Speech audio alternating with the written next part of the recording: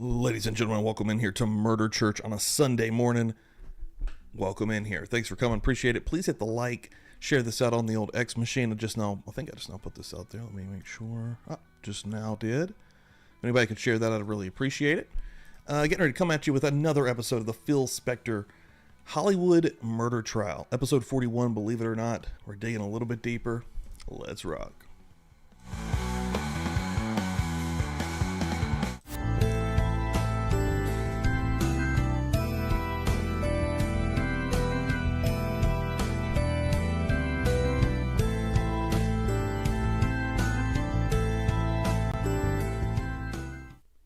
Let's rock. Boom. What's up, everybody? Murder Church on the air. I think what I'm going to hit you with right now. Out the gate. Before I forget. Hold on. Out the gate. If I can find them. Bells. The bells have commenced and have opened Murder Church properly. Thank you for coming in here. I've even got a coffee early. I don't have to go make it, which is awesome. See, a lot of fine folks already hanging out in here. Appreciate it very much. Botrix woke up, which is always appreciated. Hell yeah. Got some mods up in this motherfucker also. Cammy Q, Dizzy. Hell yeah. Thank y'all so much. Appreciate it. Bassett Page coming through here. Yes, those are working. Awesome. Taryn Dusty. Sheila Duffy. Pokemon coming through. Debbie Blair in the house. Annie R. What's up? Good morning. Christopher Duet. Chris, what's up, brother? Appreciate it. Have you recovered from Friday night? That was quite the experience over on Old Kick. That is still over on Kick for a little bit before I take that down and put that as a Patreon exclusive. Should have already done that. Let's just say that. It is a wild one. CH in the house. What's up? Appreciate you coming in here this morning. Defense Attorney Meow. What's up? Hell yeah. Everybody in here. I love it. Love to see it. Kathy as well, popping in. Disney Nerd popping in. Hell yeah. Today we are going into part 2 of Dr. Lynn Harold. Again, what video is this even? Where have we made it to? 107 of like 230. So we're at like the halfway-ish point of the Phil Spector murder trial, which is insane to even say out loud, because we've already been on it for so long. A couple of things we have coming up this week. We have a lot of cool shows, first of all, per the usual. Tomorrow night I have a special live stream. I'm going to have an incredible special interview plan that I'm not going to divulge exactly who is going to be the interviewee just yet. You have to tune in to find out. I haven't worked out the exact time yet. I'm hoping it'll be about 8 p.m., but we'll see. I need to get the time frame with the guest, see exactly where we're going to meet up. But yes, tomorrow night, an insane Sarah Boone related interview. So you're going to want to come through and check that out. Of course, the Sarah Boone trial starts this week. I think jury selection starts tomorrow. I'd imagine it starts Tuesday, and I imagine it's not going to be that long unless, again, Sarah Boone actually ends up on the stand for multiple days, I would imagine. Who knows? I don't know.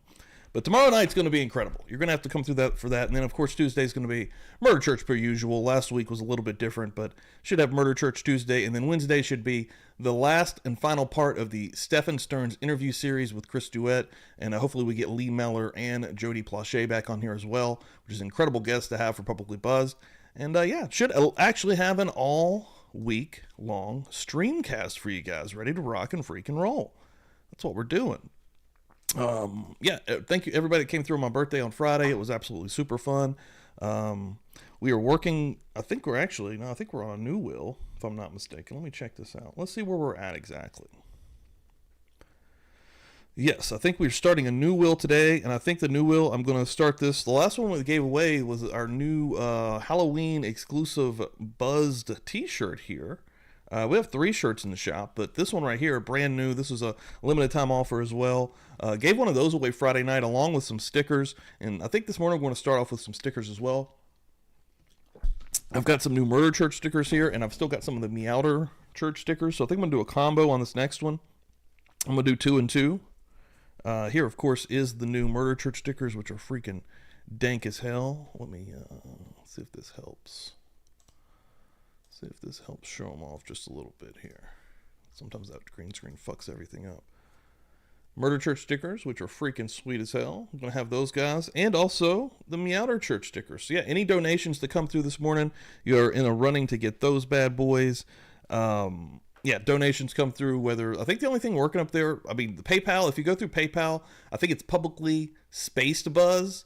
I need to fix that on there, and then Venmo should be working properly, and I still need to fix the Cash App. But anybody that members up, and if you are membering up, if you haven't membered up, rather, you're fucking up, because there's a lot of cool extra content for members.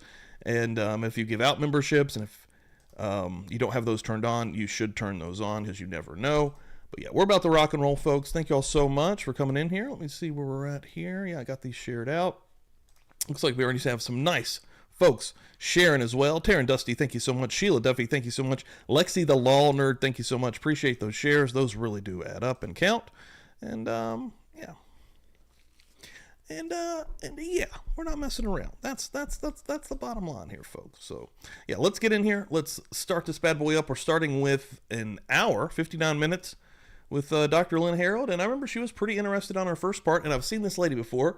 So yeah, she gets pretty in detail about blood splatter and blood runoff, and yeah, she's a smart lady. So let's jump back in here, get rocking and rolling, folks. Thanks everyone for being here, and let's rock. I think I got this right. Necessarily visible to your eye. Oh wait, pull back.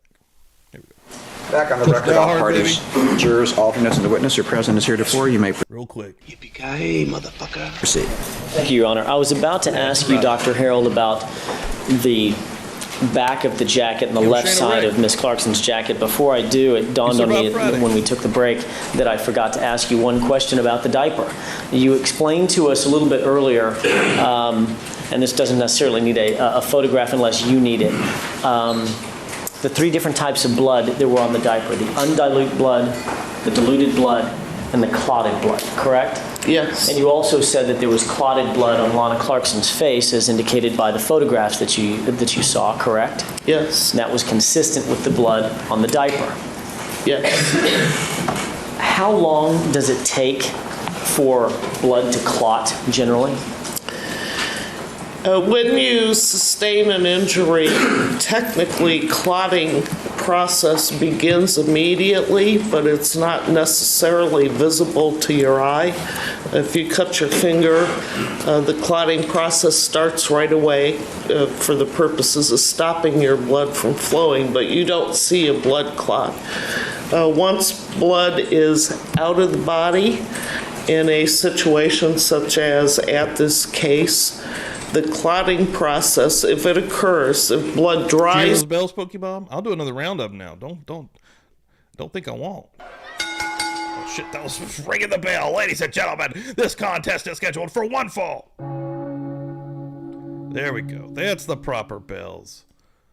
I was ringing the bell to get this fight started here. Sometimes it gets a little heated in this courtroom. Judge Diehard, Larry Fiddler, my favorite judge. This guy rules. He doesn't take any shit, and sometimes he's got to lay it down in here. First, then it won't clot.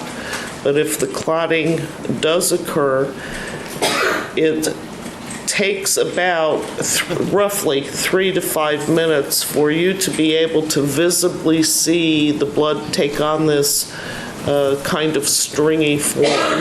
Now that time frame varies. 3 to 5 minutes is conservative, and it's based on such things as temperature and humidity, things that we cannot reproduce relative to this particular crime. But it indicates that before the wiping occurred, there was some period of time in the matter of minutes areas that went past before the wiping occurred. Is that why you gave us that? Oh, Kathy's starting us off this morning with a 420 to put Pumpkin on the wheel. That's what I'm talking about. Let's get Pumpkin of something this morning. Pumpkin has yet to win a shirt. So let's see if we can get Pumpkin a set of stickers this morning. How about that? If we could get Kitty the Pumpkin a win, that would be amazing. I'm going to work on that. So there we go. Pumpkin on the wheel, first and ready to rock and roll again. A mixture of Murder Church stickers, 2 of those, and Meowder Church stickers. 2 of those will be coming to a lucky winner from a will spin. Hopefully today. Yeah, 420. Kathy, thank you so much. Appreciate that. I'll give you a little love for, baby. for forward. Banging and banging, you know it. What? Kind of the two parameters, 3 to 5 minutes, because you can't approximate the exact humidity, et cetera. Correct. Okay, but is it safe to say that in your expert opinion, the clotting phenomenon that you saw on the diaper and that was consistent with the clotting that you saw depicted in the photographs of Miss Clarkson's face was, in your approximation, probably the result of about 3 to 5 minutes time to begin clotting? At least. At least. Yes. Could have been longer. Yes, and it was on the surface of the diaper. It was deposited on the surface of the diaper, so it was not clotting that continued Brooklyn. to occurred while Out here it was sharing it embedded up. in the fabric. So it was a clot transferred from one True. surface to another. Okay, so from that answer, I gleaned that the clotting was on Lana Clarkson's face and transferred to the diaper, not vice versa. Correct. Thank you.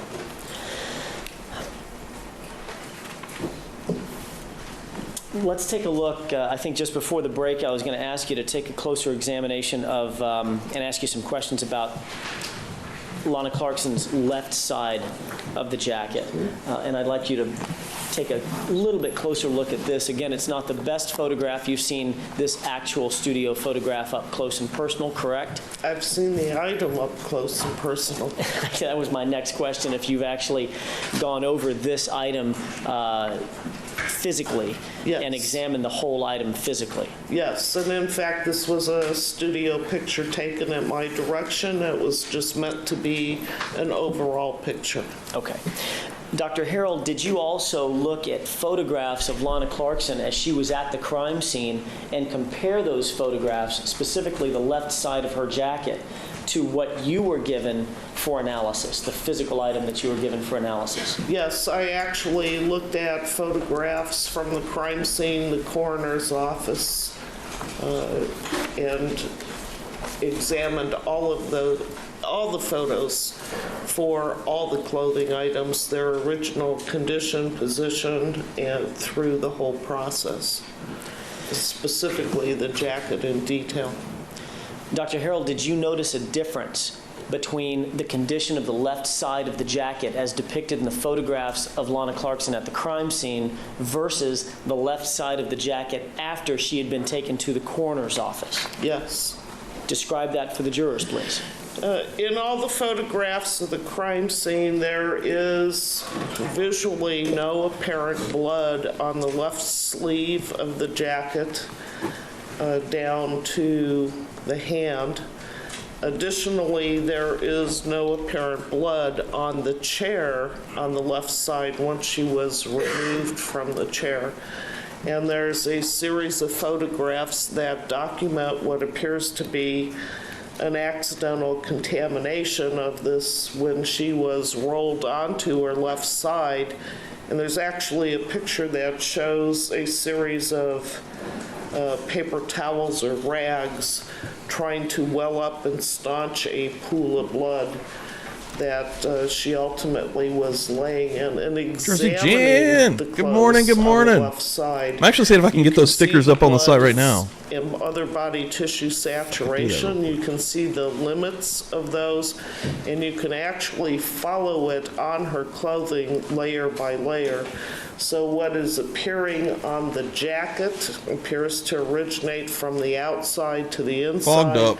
It appears in coinciding blood pooling on the left side of the slip and coinciding blood pooling on the left side of the pantyhose. So this all appears to be a saturation event from her being rolled onto the left side.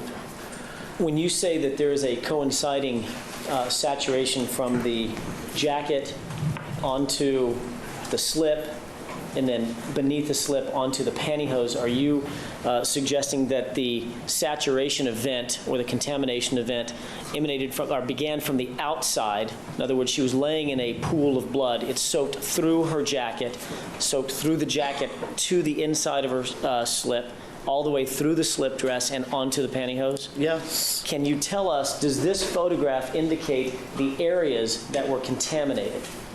Yes, in part. It's a little bit hard to see, but tell me if this, if you can highlight for the jurors the areas that were contaminated, or at least that are obvious to you, and obviously you had a better look at this under studio lights. There was a patch of blood pool up here. Perhaps, I can't quite tell in this light. All right, this It's photograph up maybe. here. Yes, it's up here. Okay. There was a patch of blood pooling and body tissue all the way down the left sleeve in I'd have to look back at my notes, 2 or 3 different distinct patches from here and around the buttons and the cuff, and actually on the hip of the bodice of the jacket. You can see a perimeter here. And from handling the item, which I had at the lab, the entire left side when I received it, because we do dry these garments, the wet blood is dried before they're packaged. Okay. That whole left side was just stiff with crusty blood that had soaked in. Did that blood go all the way down, that soaked blood go all the way down to the hem of the jacket? Yes, Did the blood go all the way down to the hem of the sleeve? yes, Did the blood include the area where the buttons were on the left sleeve of Lana Clarkson? yes. As a matter of fact, in this photograph, I realize that it's really faint, but is there some kind of a phenomenon when a liquid is soaked into a fabric that once it dries, it kind of leaves an outline? We've all spilled coffee and we know what it means.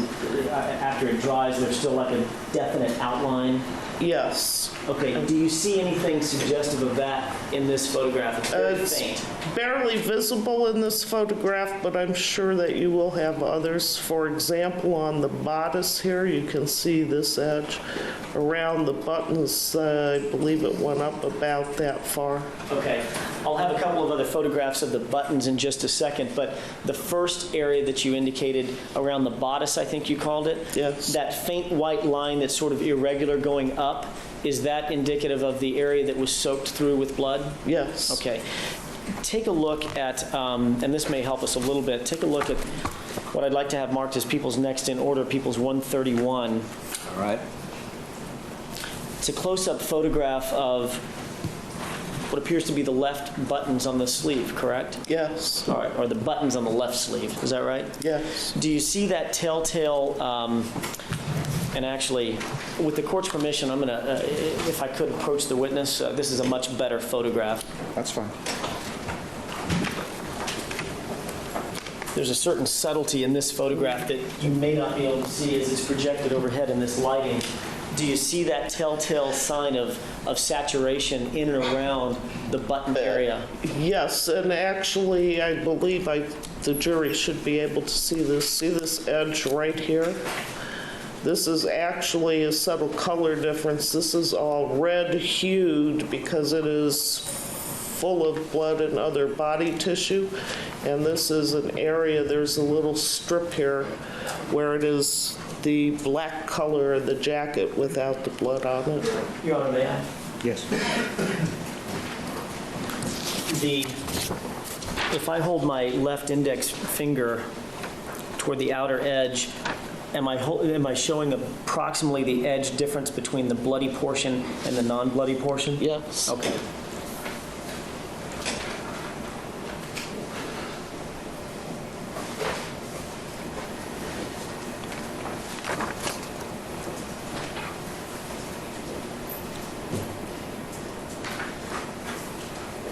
The area that you've just described for the jurors and it's shown a little bit better in the smaller version of People's 131. Start out with a live shot, Phil. Did that also include Dead on contamination face shot there. of the We get a side shot buttons also. themselves?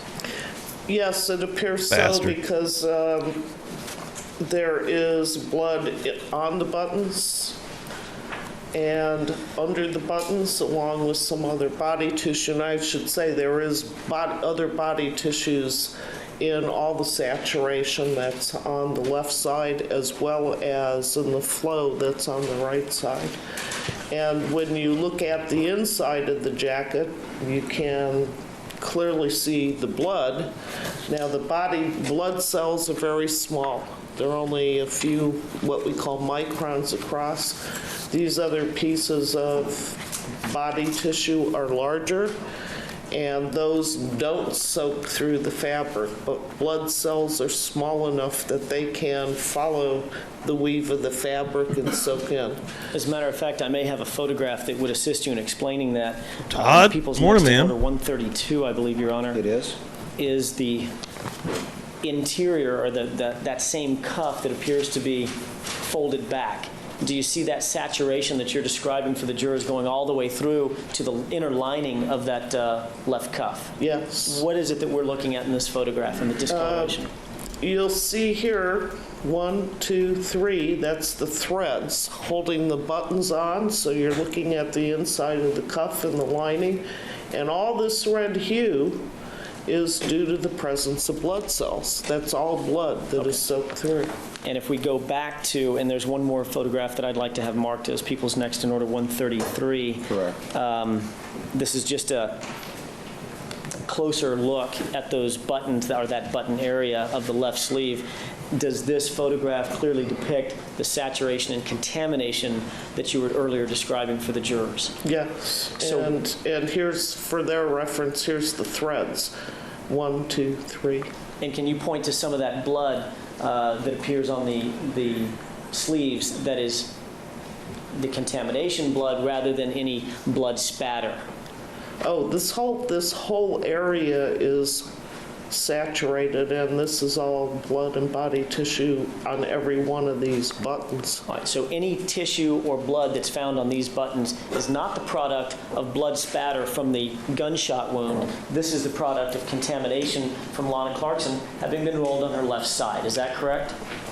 I would have to say yes, and that's also supported by the fact that when you look at the chair, there is no blood on the left side of the chair.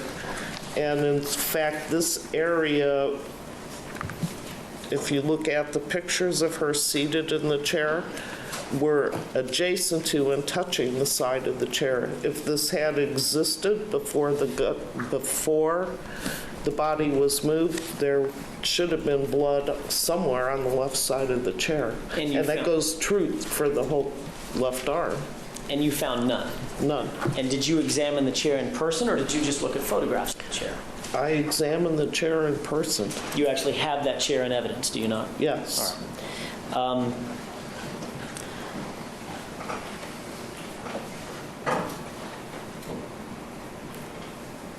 I want to change gears for just a second and ask you a couple of questions about Ms. Clarkson's purse. Was it your understanding in examining the photographs from the scene that day that Ms. Clarkson's purse was actually attached to her body as she was found in the foyer that night? Or that morning, I should say. Yes, it was on her right shoulder. Take a look at what's been previously marked as People's 62 for identification, and tell me if you've looked at these 4 photographs in the past. Yes, I have, as well as the purse itself. All right. The purse was actually booked into evidence as well, and you had an opportunity to examine that in person. Yes.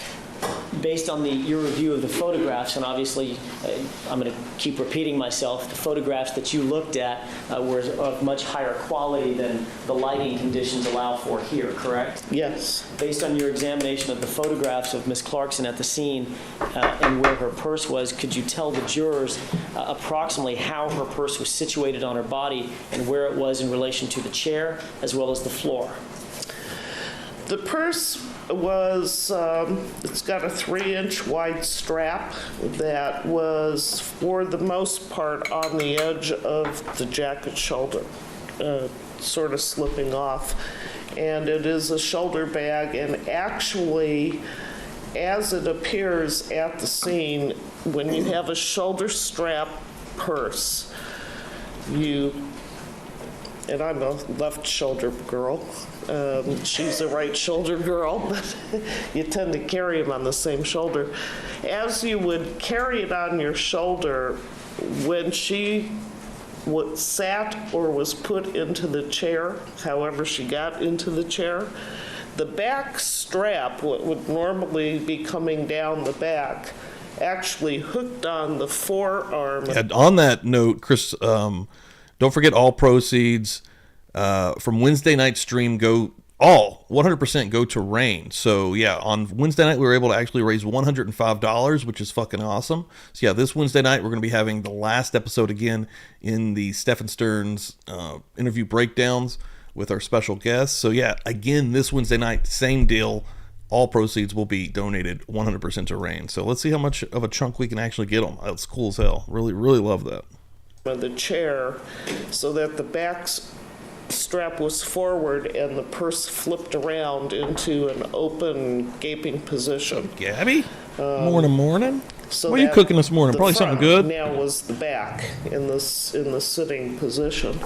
The food you post in And Discord is in amazing. Looking at the purse, you can, as you get closer, you can see the flow of blood actually went over part of the purse strap, went down the bodice of the jacket, went down onto the chair, and then there was flow on the outside of the purse against the chair, down onto the carpet, and this is a picture in C, looking from the other direction. You can see the blood flow down the outside of the purse, down into the carpet where you had a blood dripping into blood pattern, as well as part of it flowing actually into the inside of the purse, and a blood dripping into blood pattern. Yo, Strychnine, there. morning. The review that you undertook back at the lab of the actual purse, was it consistent, and was the evidence of blood on and in the purse, as well as being on the strap itself, was that consistent with the scene photos that you are describing for the jurors here? Yes. In addition to the blood flow, I did find blood spatter on part of the purse strap, which was not part of the blood drop into blood drop kind of pattern.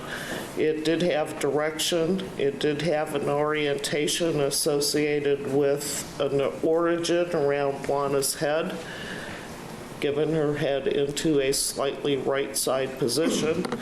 And it was on a part of the strap, given that the purse was in such an odd, flipped around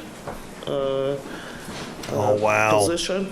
It was on a part of the strap that would not Yesterday be I went and bought exposed some, to any of the... Yesterday I went and bought some breakfast burritos like the frozen kind. I may go and make one of those here in a bit. See how those do. Those usually hold up pretty good in an air fryer. Let's see though. blood dripping into blood kind of pattern. So that is part of the directional blood spatter that I included in my interpretation of her being in the chair. So, may I approach it briefly? Yes. I want to borrow the laser pointer and make sure for my question that I'm getting you correctly. Oh, Jackson's approaching, baby. Carry purses. Most women would be like, That sure, for buddy. The rear of Lana Clarkson is actually, as she has the strap situated on her shoulder, should be toward her front, correct? Yes. This portion of the purse that is situated closest to the front of Miss Clarkson should be, as the strap is oriented, to her rear, correct? Yes. All right. Based on the blood pattern, the blood stain pattern analysis that you undertook on that purse, could you tell whether or not the purse was in that position at the time of the discharge of the weapon? It was my opinion that it was in that position, and that's based on the spatter that I found that gives a direction and orientation back toward her head area. What's up? Morning. And is not accessible to any of the blood dripping into blood type phenomenon. In other words, that spatter would not have been caused by the blood into blood phenomenon. Right now, Jersey Jen, we're working on a will this morning for, it's a combo, actually. I've got some new stickers for the Murder Church stickers. So I'm giving away 2 of those this morning. And 2 of these, Meowder Church stickers. So anybody that wins this morning will get 4 stickers. Right now, we have 1 person on the wheel. Kathy opened us up with $4.20 through the Venmo. So, Dr. Harold, if I hear you correctly, at the time of the... And I'll put based those on stickers the on the shop, blood too, if pattern anybody wants to analysis, the buy blood those. stain pattern analysis that you're telling us about. I don't know how much to put them up there for. Miss Clarkson It shouldn't be was that much to shot ship through the them, mouth. Her purse was on her shoulder, consistent with how it is, or maybe just off her shoulder. And the purse was Shit. actually hung up on the arm of the chair and Little twisted. breakfast at Burger King. I haven't had breakfast at Burger King in a while. Remember their croissants used to be pretty dank, though. Almost 180 degrees, is that correct? Yes. I do like the fried apple pies. You wear a purse. Cassie hates correct, those. Dr. Harrell? Shouldn't like the apple pies. Yes. That would be an incredibly uncomfortable position to be in that chair with your purse, correct? She can answer if it was on her shoulder, and that's all she can answer, not as to what Ms. Clarkson, whether or not she can answer from her personal experience, how it would affect her. Usually, just like men carrying wallets in their pockets, you've got a preferred pocket and a way you carry it. If you are used to having a shoulder bag, for me, it's... Actually, it's Pumpkin that's on the list, Jersey Gin. That's who sent the money, was Pumpkin. I'm a left shoulder person, and when it's not forward to back the way I'm used to... Shit, it nice. is- Jersey Gin coming through here, gifting out a membership this morning. Gabby grabbing that thing. Nice, Gabby. And Gabby, first of all, let's show some love to Jersey Gin, and Jersey Gin getting on that thing. Also, Gabby, welcome back in here. And I would say, Gabby, you're going to love some of the new content that's for members only over in the video section of the channel. Go check that out. And especially the latest video that I just dropped last week. It's me and my buddy hanging out in a bar deep in the West Virginia mountains, and it's a good one. A lot of food on that as well, and I get a little buzzed up. It's uncomfortable, and I want to change it. If you sat in a chair, I guess what I'm asking is to sit in a chair with the purse hung up on the arm of the chair. That's not the normal way that you would sit in a chair with your handbag over your shoulder, correct? With it twisted front to back. Sorry, objection as to her, it's irrelevant how she was. Just as generally I believe she can testify, I guess any woman's an expert, and she can testify based on her personal observations. I personally would prefer to change it and not sit that way. All right. Take a look at, and this goes to the analysis that Hell you yeah. undertook Debbie liked back that at the video lab. in the I'd like bar. the jurors to see the purse. People's It was next in fun. order, I believe. Definitely it's, more of that's coming, 134. guys. It is. Patreon peeps and members, that stuff's going to be rolling. Even yesterday on Patreon, I dropped a couple of weeks ago. Might even been longer than that. I think maybe it was in August. The last time there was a Friday the 13th, we watched Friday the 13th Part 6. Halloween's coming up. Perfect time frame for that. So in Patreon yesterday, I dropped that episode from Feral Friday where me and Dan watch Jason Friday the 13th Part 6. So that is in there for the Patreon peeps. And again, always going to be pumping out exclusive content, guys. Are these photographs, Keeping that rolling. these four photographs that link in here, indicative too. of the purse as you saw it back at the Patreon lab? does usually get Yes. these And videos there are just a some red little bit arrows. You've earlier already explained for a what couple of certain red days. arrows mean. Simply means that you're So identifying thank you to for the them. photograph and for your reference that there are blood stains there, correct? Yes. They're 'Cause not. I'm pretty sure all Patreon peeps are also crossovers from YouTube membership. So try to give them a little something extra also to make that worth it. And everybody that's over there, fucking awesome, rad as hell. Identifying every single blood stain on this purse, correct? Correct. Gypsy loves it. That's And who loves it. photograph D is kind of interesting. What is it that the jurors What's are that, looking a at in purse? photograph D? Photograph D is one of those areas of the purse strap where there is a directional blood stain. It's hard to see against the black background, but you can see a very angular, long, and directional drop. The long length of it compared to the width means that it hit that strap at Hell a yeah. very steep Love to hear it. angle. And I can tell from the shape and this little tail coming off that it was moving in this direction. From top left to bottom right. Correct, as that picture was taken. Okay. And this is photograph, the doctor was talking about photograph D in People's 134 for identification. And just so we're clear, this is actually, you described what a photomicrograph is, correct? Yes. Is that what we're looking at? Yes, and it was taken as an example of some of the directional spatter that I saw on the purse. And that's part of what led you to the conclusion that, in fact, the purse was in its position as we saw in those other photographs when the shot was fired, correct? Yes.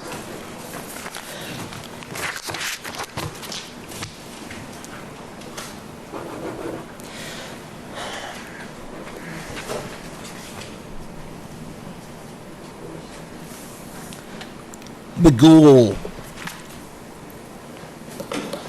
Mustache got coffee Okay, all up one in. more time, we're going to change gears a little bit. I'm going to ask you about Miss Clarkson's hands and whether or not you reviewed certain photographs of Miss Clarkson's hands that were taken at the scene. Your Honor, if I could have Mark, and I realize Must I'm subscribe. doing this for a Let me move reason. There are other photographs of Miss Clarkson's hands. This exhibit, I think, will be very helpful if you don't mind. It's one of the few ones that I'm going to duplicate. People's 135, I believe, Yes. contains photograph A and B that appear to be of Miss Clarkson's right hand. Touch it. Did you review these photographs during the course of your analysis in this case? Yes. With regard to her right hand, what, if anything, how What, do if these anything? photographs assist you in making determinations in this case? In this particular instance, Went full Lally. I was having Karen Reed trial. difficulty with both the right and left hands. For some reason, the flash was too bright compared to what people had said that they were trying to photograph as small blood stains. They were not readily apparent to me. There are some freckles on her hands. And Shit, if Jersey Gin not messing around this morning, coming through hot. Actually, I didn't get her on the first one there. Hold on, and that's not good because if I forget one, it's gonna keep adding up. Jersey Gin, let me get you on here. Thank you so much. Absolutely, one of the greatest moms of all time. She's incredible. Thank you very much. Who got that second one? Oh my God, yeah, she's come through and done this twice. So yeah, let me get her on here again. Gabby got the first one. This one, Drew Gambino. Nice. Hell yeah, Drew, picking that up. Drew, dude, go into the video section, check out what I've got rocking and rolling in there. I think you're gonna freaking love it. Yeah, and also let me fucking know what you think. And then coming down through here a little bit more. Holy cow. Meg P coming through here. 10 memberships this morning. Wow. Who's gonna get these sons of bitches? Give me the loot. Give me the loot. Also, welcome in here. And, of course, This is gun country. this is Gun Country. Ladies and gentlemen, Meg P gifting out some memberships. Kai coming in here also. But who got these things? Ned Smith got one. Amy Anna List got one. All in Tanks. New name. Welcome in. Welcome. CC Ice, welcome in here. A bunch of new names lurking. Kimberly Barr, welcome in here. Lori Life 360 for the win. Welcome in here. Love versus Money 68. Lori Walliser, I believe I said that correctly. And Debbie Percival. Welcome in here, everybody. And Grant. Almost missed a Grant at the end there. Holy fucking shit. Holy crap, Meg. Thank you very much. Let me get you on here. Again, this morning we're giving away some stickers to start out with. And after that, I might jump back over to the new Halloween tee that I just made. We have 3 exclusive Halloween shirts here at Publicly Buzzed, but I just made one over the weekend. But yeah, these Murder Church stickers right here. And the Meowder Church sticker, the Kitty Priest. Both of these will be hopefully given away this morning. Meg, what the fuck? That was insane. Welcome to the party, pal. Jeez. I'm telling you like it is, baby. And then anytime we get members up in here, you know what we do, folks. We be dropping the beers in the chat, the hell yeah, the probably nothings. We got a crew rocking and rolling this morning. Let's do it. I can't, if Simi, I couldn't what's up? tell independently that I was seeing blood, All new people, go to videos, check out the exclusive content that is just for you. You're going to love it. to be Nobody else is doing that. Yours, I think, needs a... I don't think. Oh, Yeah, if somebody can... There we go. Thank you. Okay. All right, you can go ahead and continue. Thank you. sorry. No problem. Oh, and after all of that, after gifting out all of those memberships, Meg wants to give that spot to somebody else on the wheel. Holy crap. Unbelievable, dude. Yeah, the nice folks within the Buzz Nation community is incredible, quite frankly. Let me see. I'm gonna look through the chat here. I opted to be conservative. Bassett Page. Putting Bassett Page on there. That's who's getting it. Let's see. Hell yeah. Thank you so much. And if you don't have your memberships turned on, you're going to want to do that. Because again, when something like that pops through, have access all of a sudden to a whole new catalog of content. Unbelievable. Craziness is what it is. And holy shit, Kelly Bobelli coming through the Venmo machine with $20. Paying off my sins for the week, she says. Holy shit, thank you so much. That's also unbelievable. I'm telling you like it is, baby. Wow, guys, coming through hot this morning. Welcome to the party, pal. Kelly, let me get you on there. something, brother. Also, as Hulk Hogan screams at everyone in the chat. Holy crap, dude. Yeah, you guys are too kind, man. Love it, love it. Rocking and rolling. Stickers going to be given out this morning. I can feel it. And to draw no conclusions. Hit that like if you've walked through the door. There is on the right hand what appears to be two small drops of blood, but they're not photographed well enough that I can tell the shape or the position, so I did not rely on them. Hence, in part, my inability to place her hands, ultimately. All right. Ultimately, you did not see... Tell me that's not the same. I know I say this every freaking time.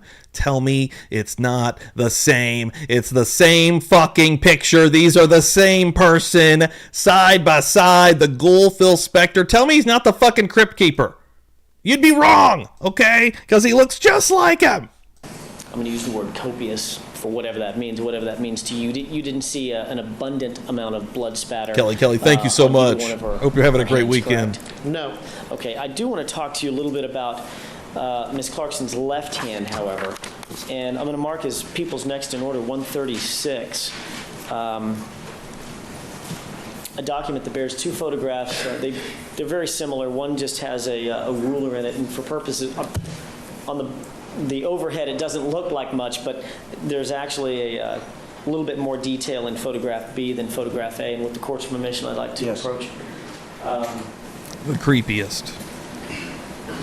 utilizing this if you need to. Show the jurors, if you don't mind. Well, I'll get to that in just a second. Did you see these photographs previously? Yes. All right, and you saw the actual photographs, not these recreations, correct? Yes. Did you see in the photographs of Ms. Clarkson's left hand any observable blood spatter? Yes. Describe that for the jurors, please. It is on, let's see if I see any, it is barely visible in photograph B up here. There is a directional drop in this web area, and it appears to have hit the target at a very... Damn, y'all are hot this morning. My God, Meg P, $4.99 for your for your screen press. Yes, I'm still on that. Put at just a Crazy Swifty's name on there. Gotcha, Crazy Swifty. Welcome to the list for a possibility of winning some stickers this morning. Hell yeah. Also, great name. Boom. And thank you very much, Meg P, for being absolutely unbelievable. Hell yeah, where are we at? 1, 2, 3, 4, 5, 6 names. We're already halfway to a winner this morning. Again, trying to give away some Murder Me Outer Church Kitty Priest stickers.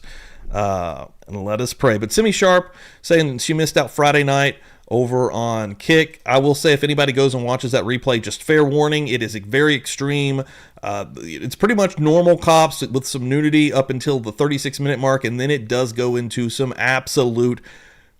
It's snuff. There's an absolute real death on the end of that video. In the very last 2 minutes, I was not even going to show.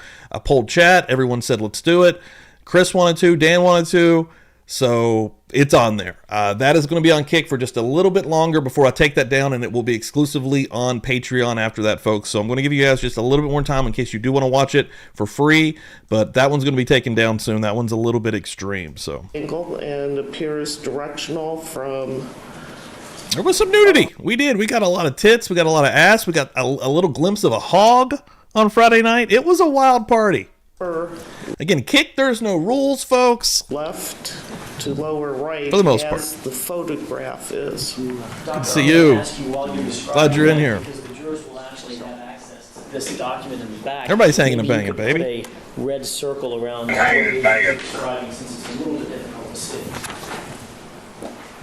I am going to place that circle in photograph B around the spatter. Hey, Pokemon Shelly, thank you. Just came through and bought the Murder Church sticker. Hell yeah. All right. And that would appear in the photograph. That'd be a nice decal for the car. Reference form is sort of up above Boobs the and hogs. 7 That's a shirt I need to case. make. I keep pausing. I'm out of control already. But boobs and hogs. That's the shirt that needs to be made next for Publicly Buzzed. Number. Okay. Yeah. In addition to the Equal spatter on the opportunity hand, nudity. there is red Oh shit, Jersey areas Jen's on that thing again. Jersey Jen's gonna win these stickers. I can feel it. Meg, thank you so meat much. of the base of the thumb. Okay.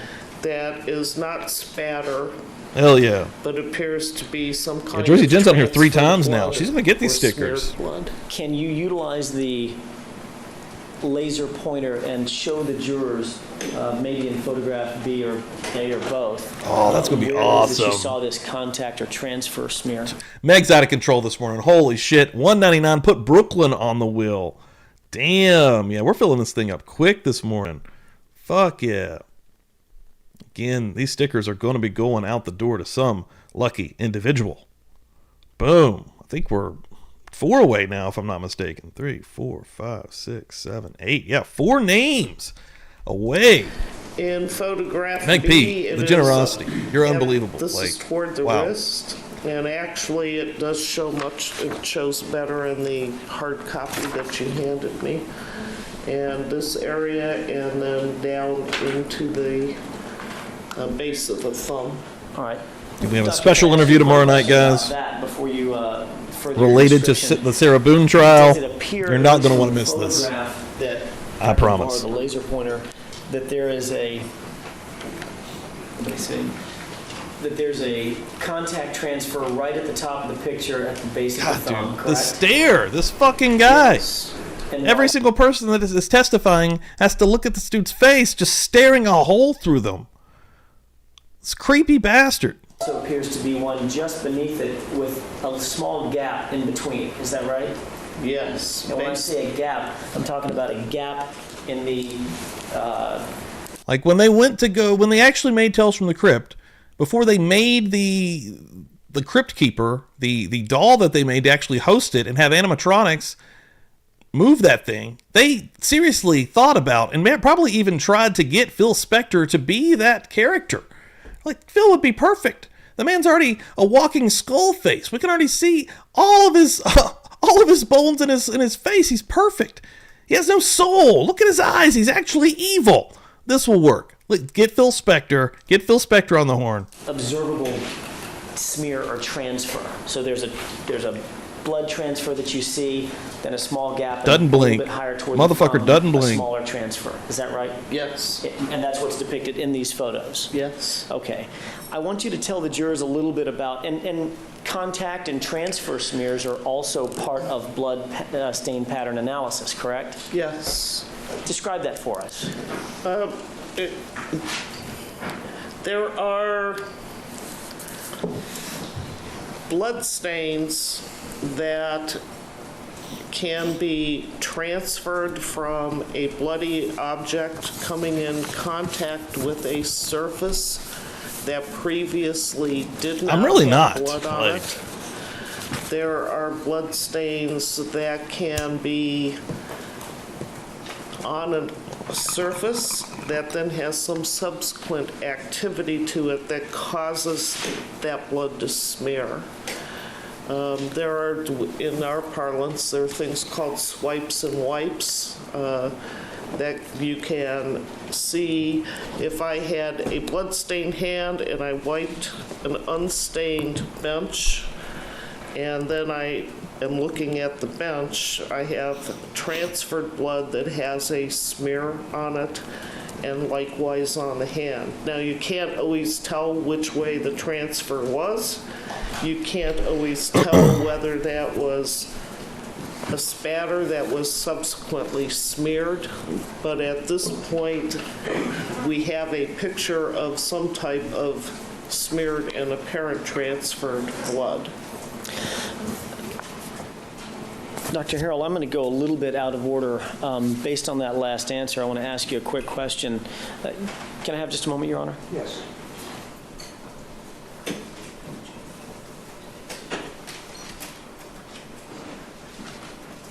Yeah, let's just show Phil real quick here.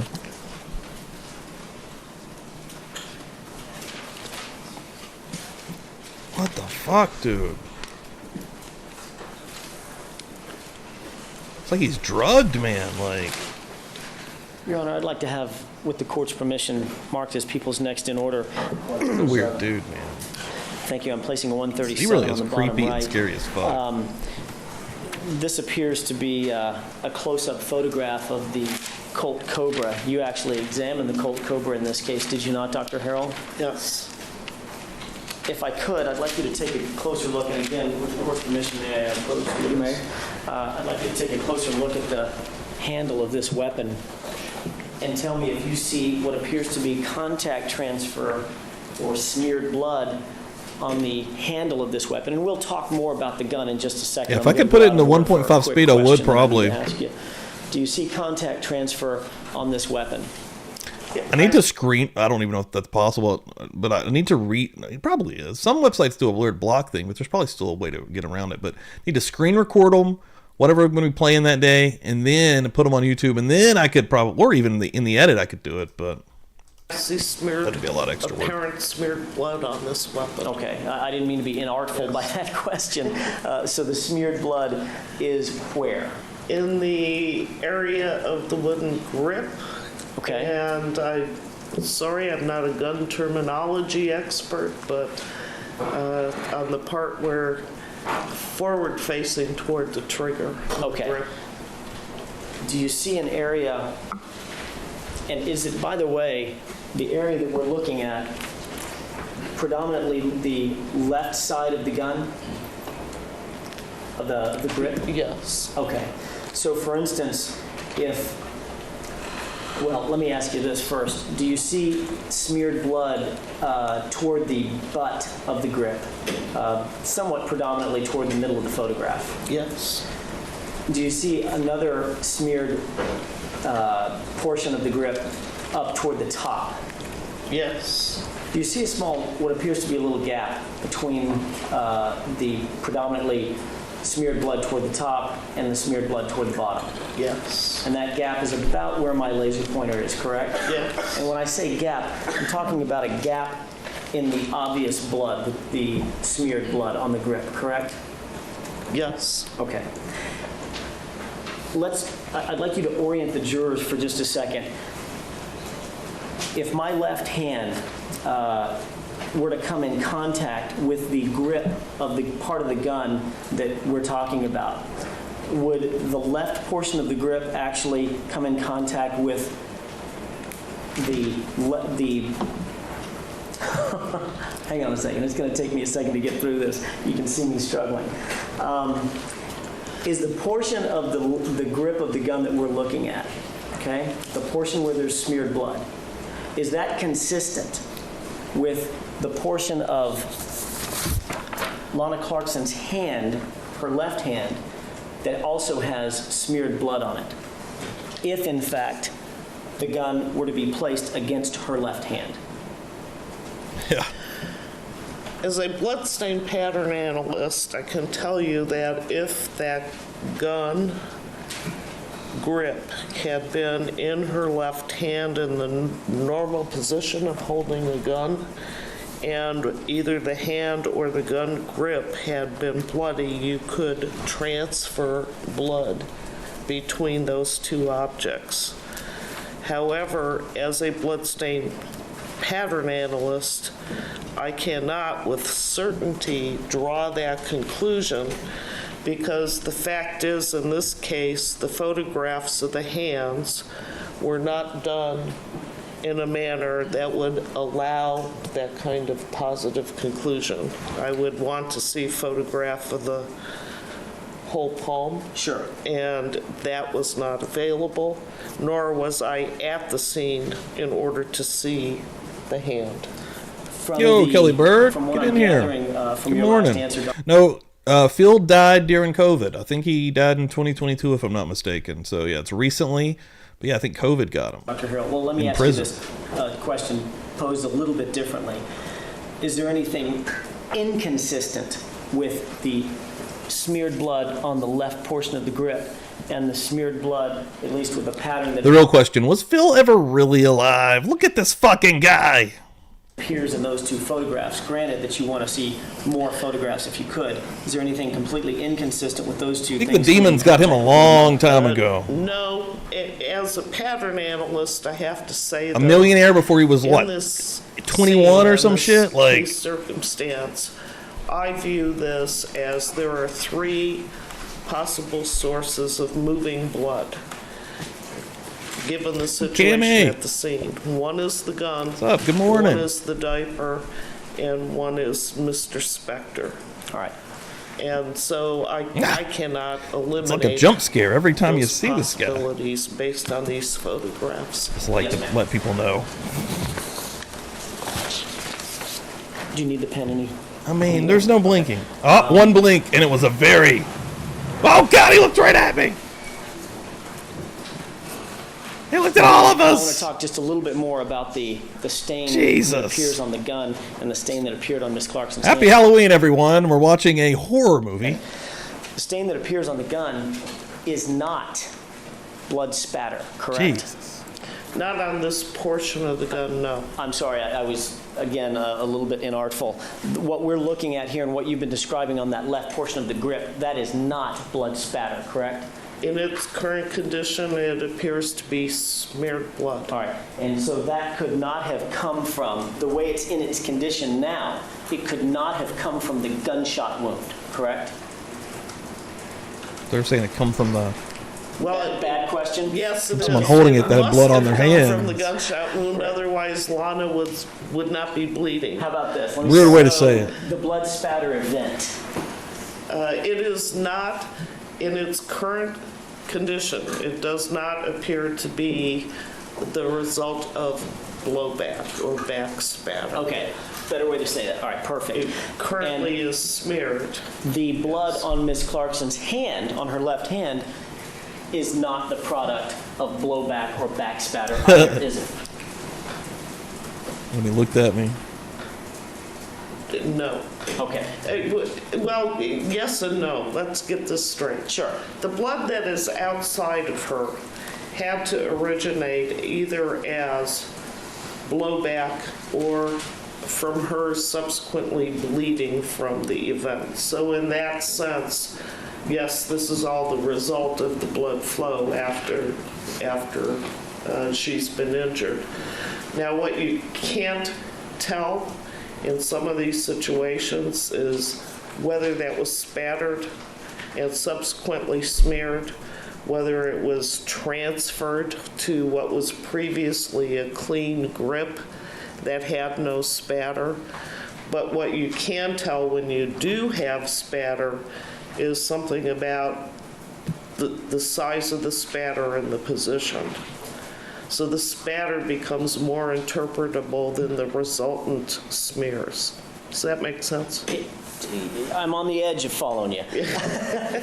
She's smart, bro. I guess my question is this. Let me try to put it in Theoretically, there could have been spatter on the grip, and then a subsequent event smeared it, and it now appears as a smear, and I would not be able to tell you that there That makes sense. necessarily was or was not spatter there previously. Okay, I think I'm following that. Okay. My question is this, and I think you may have just answered it. Something subsequent to the gunshot,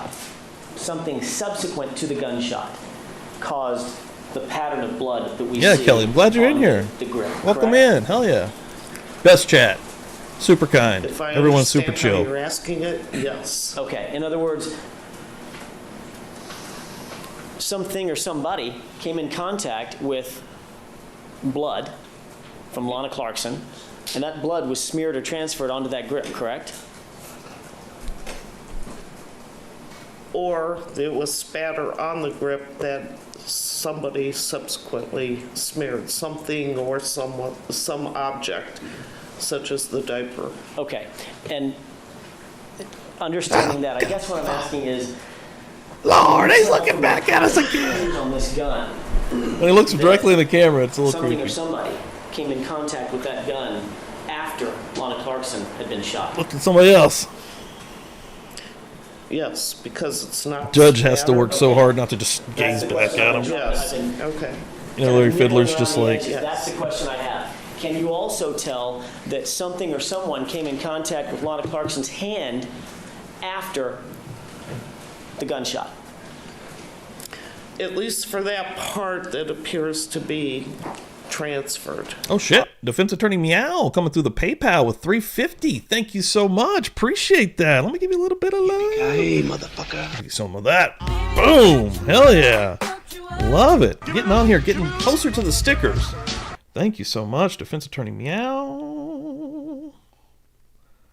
Appreciate it.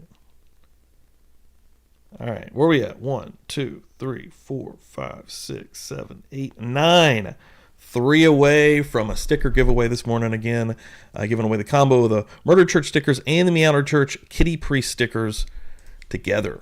And if anybody has not seen, let's just take a quick little, what do we got here? We're coming to an end on this soon. We got about 15 minutes left. Made this yesterday, or maybe Friday actually. I took Friday off work. Oh wait, wrong one. And made this little limited edition logo tee here with a little spider and the thing on there, rocking and rolling. Yeah, it's up in the shop. Put that in the old chat there. All right. So, Once again, making the assumption that there's not, that was an underlying spatter. Well, I guess I see what you're trying to ask. I'm struggling with how to word it properly. Yes, somebody was. Shit, and I'm missing one. Oh, I did totally miss this. Hold on. Drew Gambino came through here with a $5 holler through Venmo. Damn, Drew's trying to get those stickers. Hell yeah, Drew. Give me the loot. Give me the loot. Got you, man. Fuck yeah, Drew's awesome too, man. Always hanging out. Boom. Not fucking around. That's through the Venmo machine. Thank you, sir. Appreciate that. Wow. I'm not missing anything else, am I? I don't know how I missed that one. Think I've got everything called up, if I'm not mistaken. Hell yeah. Thank you guys so much. What is that, 2 away? 2 away from giving away some stickers this morning. Some Hell action yeah. would have had to have smeared that blood after the discharge of the weapon. okay, and that's a great way to put it. Some action Yes. would have had to have smeared the blood on the grip after the discharge happened, correct? Yes. All right. Whoa. So, What the fuck? It's Thanksgiving in Canada? Wow. Just because it's Thanksgiving in Canada, I should get a turkey here. Do you guys, is that what y'all do in Canada for Thanksgiving as well? Damn, Moonfox Studios, get in here. Happy Thanksgiving. in both, Hell yeah, stickers do rule. 137 I put one of each on my laptop actually, so, and they fit perfectly and they're pretty sweet.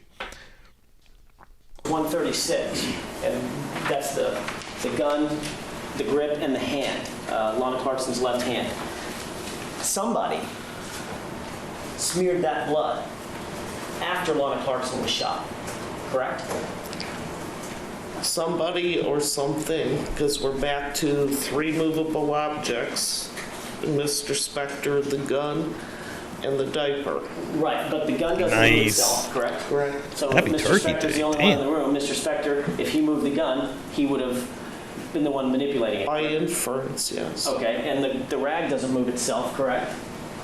Correct. Okay, so if by inference that rag was moved and Mr. Spector was the only person living inside the room, Mr. Spector would have moved the rag, yes? Yes. Okay.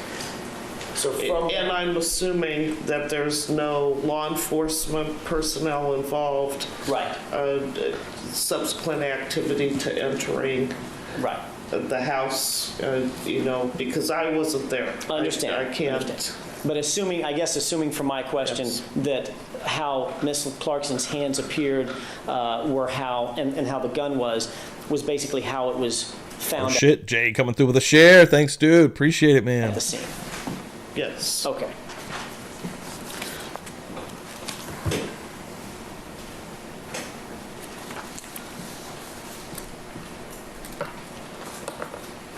if there was blood on the gun, okay, and I'm going back to, let's go back to People's 136.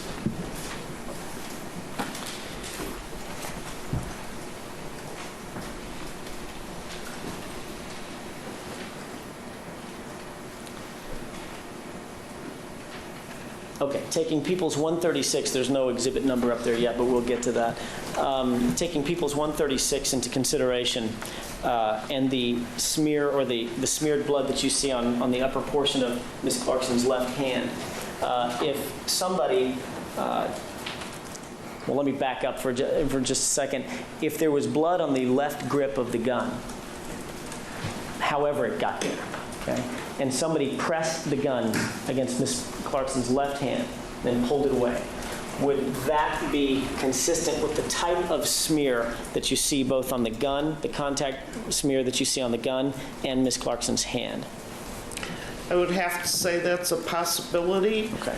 but I would have to, as an expert, give that a caution possibility because, once again, I can't see the hand well enough to make that as a positive determination. Okay. But Yes.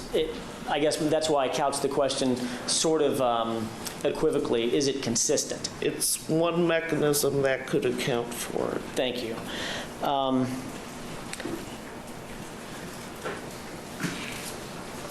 Did you also look at Ms. Clarkson's shoes? Yes, Did you look at her actual physical shoes or photographs of her shoes or both? both. Okay. As a matter of fact, let's take a look at what's been previously marked as People's 115 for identification, and tell me if you recognize what's depicted in these 4 photographs. Those are the shoes that I examined, and the 4 photographs were taken in the laboratory photo studio at my direction.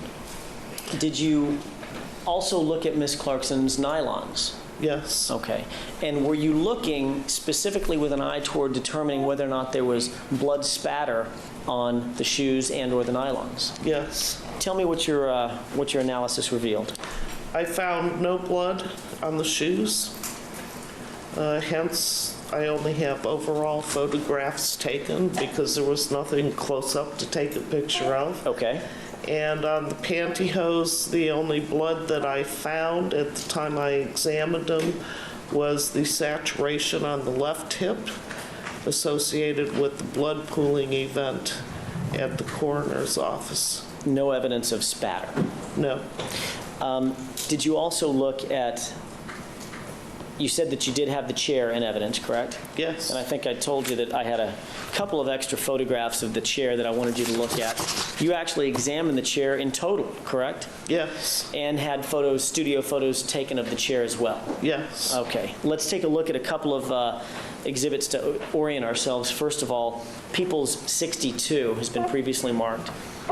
Tell me if you recognize these 4 photographs. I think we've already seen these 4 photographs. Yes. Is that the chair that you received in evidence? Yes. And can you tell by some of the staining, the blood staining in these photographs that what you received in evidence is in fact the same chair? Yes, there were additional pictures, numerous pictures taken of the chair at the scene. Okay. And by not necessarily just these, but I could tell and compare the chair to what I had. I like this lady a determine lot, man. Oh, man, I'm popping that up. Can't you see it? Hold on. You know what I need to do? I need to make this a little bit smaller. That's what I need to do. It'd really help me out. Boom. Put it up top. Very top. Hold on. Give me another one here. Give me a second. There we go. Make it line up a little bit. Looks smooth. Sometimes it still catches up that far. We'll see how it works. But yes, this lady rules, man. I really enjoy the way she explains stuff, and she's calm, she's cool, she's collected. Not only was it the same chair, Those are shit. but I got That's it all she in needs the to do. same condition as when it left the scene. Okay. In other words, there was no additional staining or accidental smears or wipes. It appeared the same. Okay. Take a look at what's been marked as People's 94. Are these some of the photographs that you're talking about having been taken at the scene before the chair was removed from the scene? Yes. Okay. I want you to look See, at a where are couple we? of the other studio photographs. I think we've seen some of these, if not all of them. People's 101. Do you recognize those photographs? Yes. How do you recognize them, Dr.? They were the taken chair. at my direction. Okay. And that shows the front of the chair and the back of the chair, yes? Yes. People's 102. Oh, 2 away, Jen. 2 away. Left and right side of the same chair. And those were taken at your direction in the studio as well, correct? Yes. And People's 104. Same chair, taken at the same time. Okay. Yes. I want to stay on this photograph for just a second and ask you what it is that we're looking at, especially with sub-photograph B as in boy in People's 104. Generally, we have the overall pictures taken of the chair to document, first of all, the observation that there was no blood on the left-hand side. I didn't take any close-up pictures because there was nothing close-up to photograph for bloodstain pattern purposes. On the right side, what you're seeing on the chair back is the area where her right shoulder was in contact with the chair, where the jacket had saturated on the back side, and you can see after that fabric started to saturate, it was flowing down, never got past the back cushion here. There's actually a drip that comes down the side and hits this seat fabric but doesn't go much past that. There is saturation on the seat bottom, in part from the flow down her jacket through her clothing garments in the position she was in. And then there is some staining on the side, which you can Oh see. in shit, the Bonnie side Bailey getting us pictures, one which step closer. Thank you so much. Let me get you on here. Bada bing, bada boom. I think that's it. Or one more, actually. Yeah, one more. Boom. And we will have a spinning of the wheel to give away 4 stickers this morning. Bonnie Bailey, thank you so much. Bada bing, bada boom. just the flow down into the purse we already talked about. There it And there is. is Boom. some spatter on That's the how you do side, it. Disney Nerd coming which through. is Gifted part out of of that membership. blood dripping into Holy blood shit. phenomenon. Holy shit. Who got that thing? Just a crazy Swifty. Perfect. Again, go check out the video section. I'm not playing. Hell yes. Nice. All right. Yeah, let me work on this wheel and we'll give away some stickers this morning. Love it. Thank you guys so much. Getting Disney Nerd on here. Boom. Fuck yeah. And then there is some spatter occurring up here forward of the arm of the chair, the wooden Awesome. rest that comes down. And there was spatter occurring on the rear facing side of this wood arm baluster here. There was no spatter on the legs of the chair where the blood was dripping into the purse and then down below the purse. Any blood dripping into blood phenomenon was contained apparently either inside the Blood purse phenomenon. or below the purse, because That's the a purse song. was not actually touching the ground and it was pooling in the carpet going toward the bottom of the chair as opposed to out into the room. And I actually did not find any spatter on the legs of the chair. That information's kind of important because it could have an effect on the further interpretation as we go along. And also, in looking at the photos, do not be misled by the fact that this wood had an antiquing process on it that left little spots appearing. So if you looked like at the photographs the most uncomfortable chair ever. rapidly, or didn't have photographs close enough, you could in fact mistake them for having blood spatter, when in fact it was this gilding antiquing on the chair. All right, on that, have you finished answering? I'm sorry. That's okay. We've reached 4 o'clock. Your Honor, if I could have one more question to I guess this goes along with the last answer. Okay. Dr. Harold, what was the forwardmost area that you saw evidence of high velocity back spatter on the chair? In the area up here. Close to where that red arrow is? Yes, and a little bit more forward of that. Okay. The rest of the seat was devoid of spatter, and actually that would be that's called a void area. That's because Lana Clarkson herself was occupying that space, so it was not available for blood to spatter on. But the area to the right, where that red arrow is showing, it's pointing kind of to the left on the picture, to the right side of the chair, that is not a void area, but you found no high velocity back spatter basically any further forward than that area, maybe a little beneath that arrow, correct? A little more forward of that area. Yes, ma'am. Okay, Yes. thank you. Judge, that's all I have on this issue. All right, thank you. Ladies and gentlemen, as you know, one of your members has pre-existing appointments scheduled for tomorrow that were done several months ago. We will not be in session tomorrow. We will resume. These guys are probably like, 9:30 on "Thank Thursday." God." Keep in mind the admonition. We'll see you then. The witnesses. We need a excused until that break. time. Thank you. All right, the jurors and the alternates have left. Yes, Mr. Clark. This Oh, we got morning, 4 minutes we left. received some discovery Oh, from spin a Dr. wheel. Picked it up at the laboratory. There was one area of discovery that the people are claiming is not discoverable, that they want to raise an issue with the court. I've had many discussions with Mr. Ocampo regarding that. It has to do with Dr. Harold's analysis and looking at slides that were turned over to the people about 2 months ago that were collected when we looked at the evidence relating to No the Will jacket Gate here, baby. buttons and so forth. And I don't know what their basis of claiming that it's not discoverable is. Apparently, there were photo micrographs, if I understood Dr. Harold correctly, of that, and that she did something with it. And we would like to get a ruling on that. It's one thing that we just didn't agree on that we need to raise, bring it to the court's attention. Thank you. People. My understanding is based on the slides, I think it was Dr. DeMaio. Yes. Yeah, Dr. DeMaio supplied us, who was one of the defense experts, supplied us with, I think, 10 slides that he's intending. They're the product of his second report. He gave us one report, and then he supplied us with a second report based on those additional slides, and I think those slides were of samples taken from Lana Clarkson's jacket.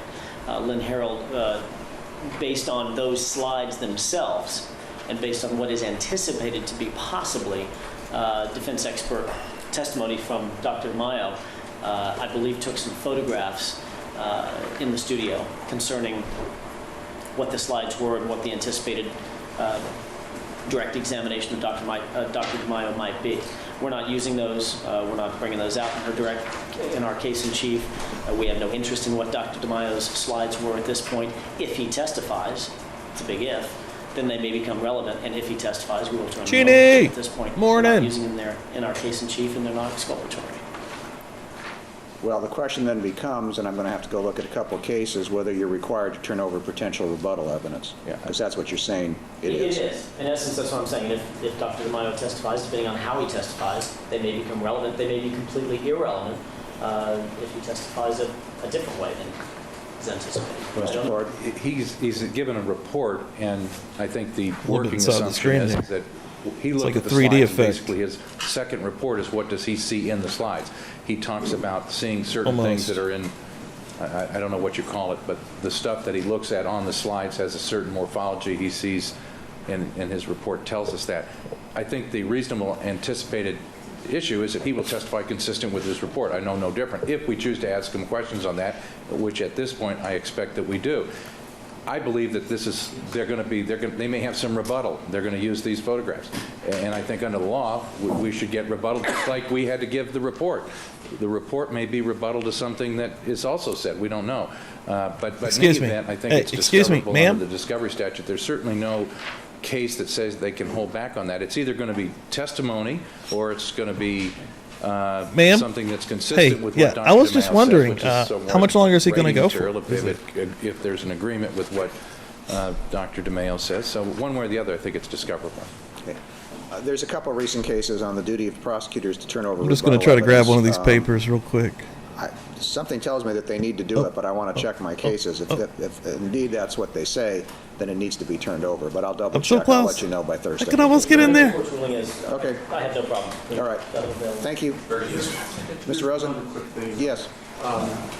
We've talked amongst ourselves regarding the question that the court did very briefly with the jurors when, I think it was 2 jurors brought to Wendy's attention that they had seen a headline saying equipment. He's like, I just can't not let this go. And after we had a moment to think about it and talk about it, we actually would like either the court or ourselves to ask a few questions of whoever those 2 jurors were. Okay. Okay? Thank you. We can do that Thursday at the court's convenience. That's fine. Actually, there's only one. Oh, I only think one. it's juror number 6. We can go get it. Yeah, we can go and check. That's We'll take care of it. All right. Thank you. Thank you. All right. All right, let's spin a wheel, guys. Also, let's see where we're going next. Video 108. Part 3 with Dr. Lynn Harold. Nice. Another hour with this lady. Cool. I like her. Let's keep rocking and rolling this morning. But first, let's spin a wheel. Let me turn off this green screen because it does affect the wheel. There is what it really looks like in my reality. Let's spin this thing. So, as you can see, the names are on here beautifully. Everyone can see those. Those are eligible, readable. Okay. Going, baby. Good luck. Meg P. Oh, Meg still won. She might give that away, but she just won those stickers for her generosity this morning. Hell yeah. Unless I missed one of the times that she was giving it away. I know she gave one to Jersey Jen, and she gave one to maybe Crazy Swifty. Meg P, let me know. You just won those sons of bitches, though. Holy shit. Nice. Congratulations. Let's get it. Hit you with one of these. I ain't done this one in a minute. Now, this is my favorite one. Hold up! Hold up! Hold up! I need to watch some Martin. I haven't watched Martin in a while. Martin's the man. I'm a Martin fan. Just chilling. Just chilling. Respect my house. Yes, yes. Boom. Rocking and rolling. Oh, Jessica for Justice rolling in here. Pammy rolling in here. Welcome in, everybody. Welcome in here. Nice, nice, nice. Also, let me get this on here before I forget. Get Meg in the winner circle here. Crazy. She came through the door. She started kicking the door open. First of all, just throwing loot around. She's like, boom, boom, boom. We're going, baby. She's insane. Everybody in here is insane. You guys are incredible. Let me put this on here before I forget. 2 MCs plus 2 meowders. Boom. Hell yeah. So the next one is going to be, if we get there, we get there. If we don't, we don't. It is going to be back to this guy. Let's give one of these away again. The new Publicly Buzzed Halloween exclusive logo shirt. That is only in the shop for 3 more weeks or so until the end of Halloween. So, and also I just now put these in the shop. I got these stickers. You can actually exclusively buy those if you'd want these stickers. Of course, the new logo. Of course, these are also only in there until the end of Halloween. Got the Meowder Church merch. Got a lot of cool merch. I think it's the best merchandise in true crime, period. Maybe a little biased, but I think it's pretty dank. So let's do another round of bells. I'll see you out there, Kathy. Another round of bells, baby, huh? Holy shit. Also, Kathy coming through the Venmo machine. I went over here to check the email. $10. Boom. Hell yeah. See that, Kathy? Nice. Well, you now have an opportunity to get this shirt's what you have. Let me get you on here. Start this wheel out with a $10 Venmo holler. That's how you do that. Boom. Thank you so much, Kathy. And again, Pumpkin. We're going to get Pumpkin one of these shirts one of these days. Like, good Lord. Pumpkin's been trying and can't get a damn shirt. We're going to get one of these shirts on this little kitty. If it's the last thing I do. Everybody in here, if you haven't hit the like, please do so. Everybody sharing this morning on X, I really appreciate it. We're going to go through another hour here. It's still early. We're still an hour and a half into this. I may go fix a little breakfast burrito. We'll see how it goes. But yeah, man, we're rocking this morning. We're not messing around. Holy shit. Not even done yet. I was about to hit back. Kelly, Bo Belly coming through the Venmo machine one more time with $15. Wow. I'm going to see if I can even say this. I Willy want that shirt. Oh my God. Nice. Well, hopefully you win that shirt. I'm going to get you on the wheel right now. Kelly. Not messing around this morning either. Holy shit. Again, the kindest folks here in the Buzz Nation. And I'm proud to call it the Buzz Nation, folks. That's fucking dope. That's cool as hell. Let's fucking go. Dank as fuck. That's right, Genie. That's what I'm talking about, baby. Damn. Yeah, defendant rolling this morning. Counsel, the district attorneys are present. Crazy. Alternates and witness previously sworn and still under oath. Disney Nerd wants that shirt. Let's go. Thank you, Disney Nerd. Dr. Harold, we had a day off, so I want to get back to where we left off. Hell yeah.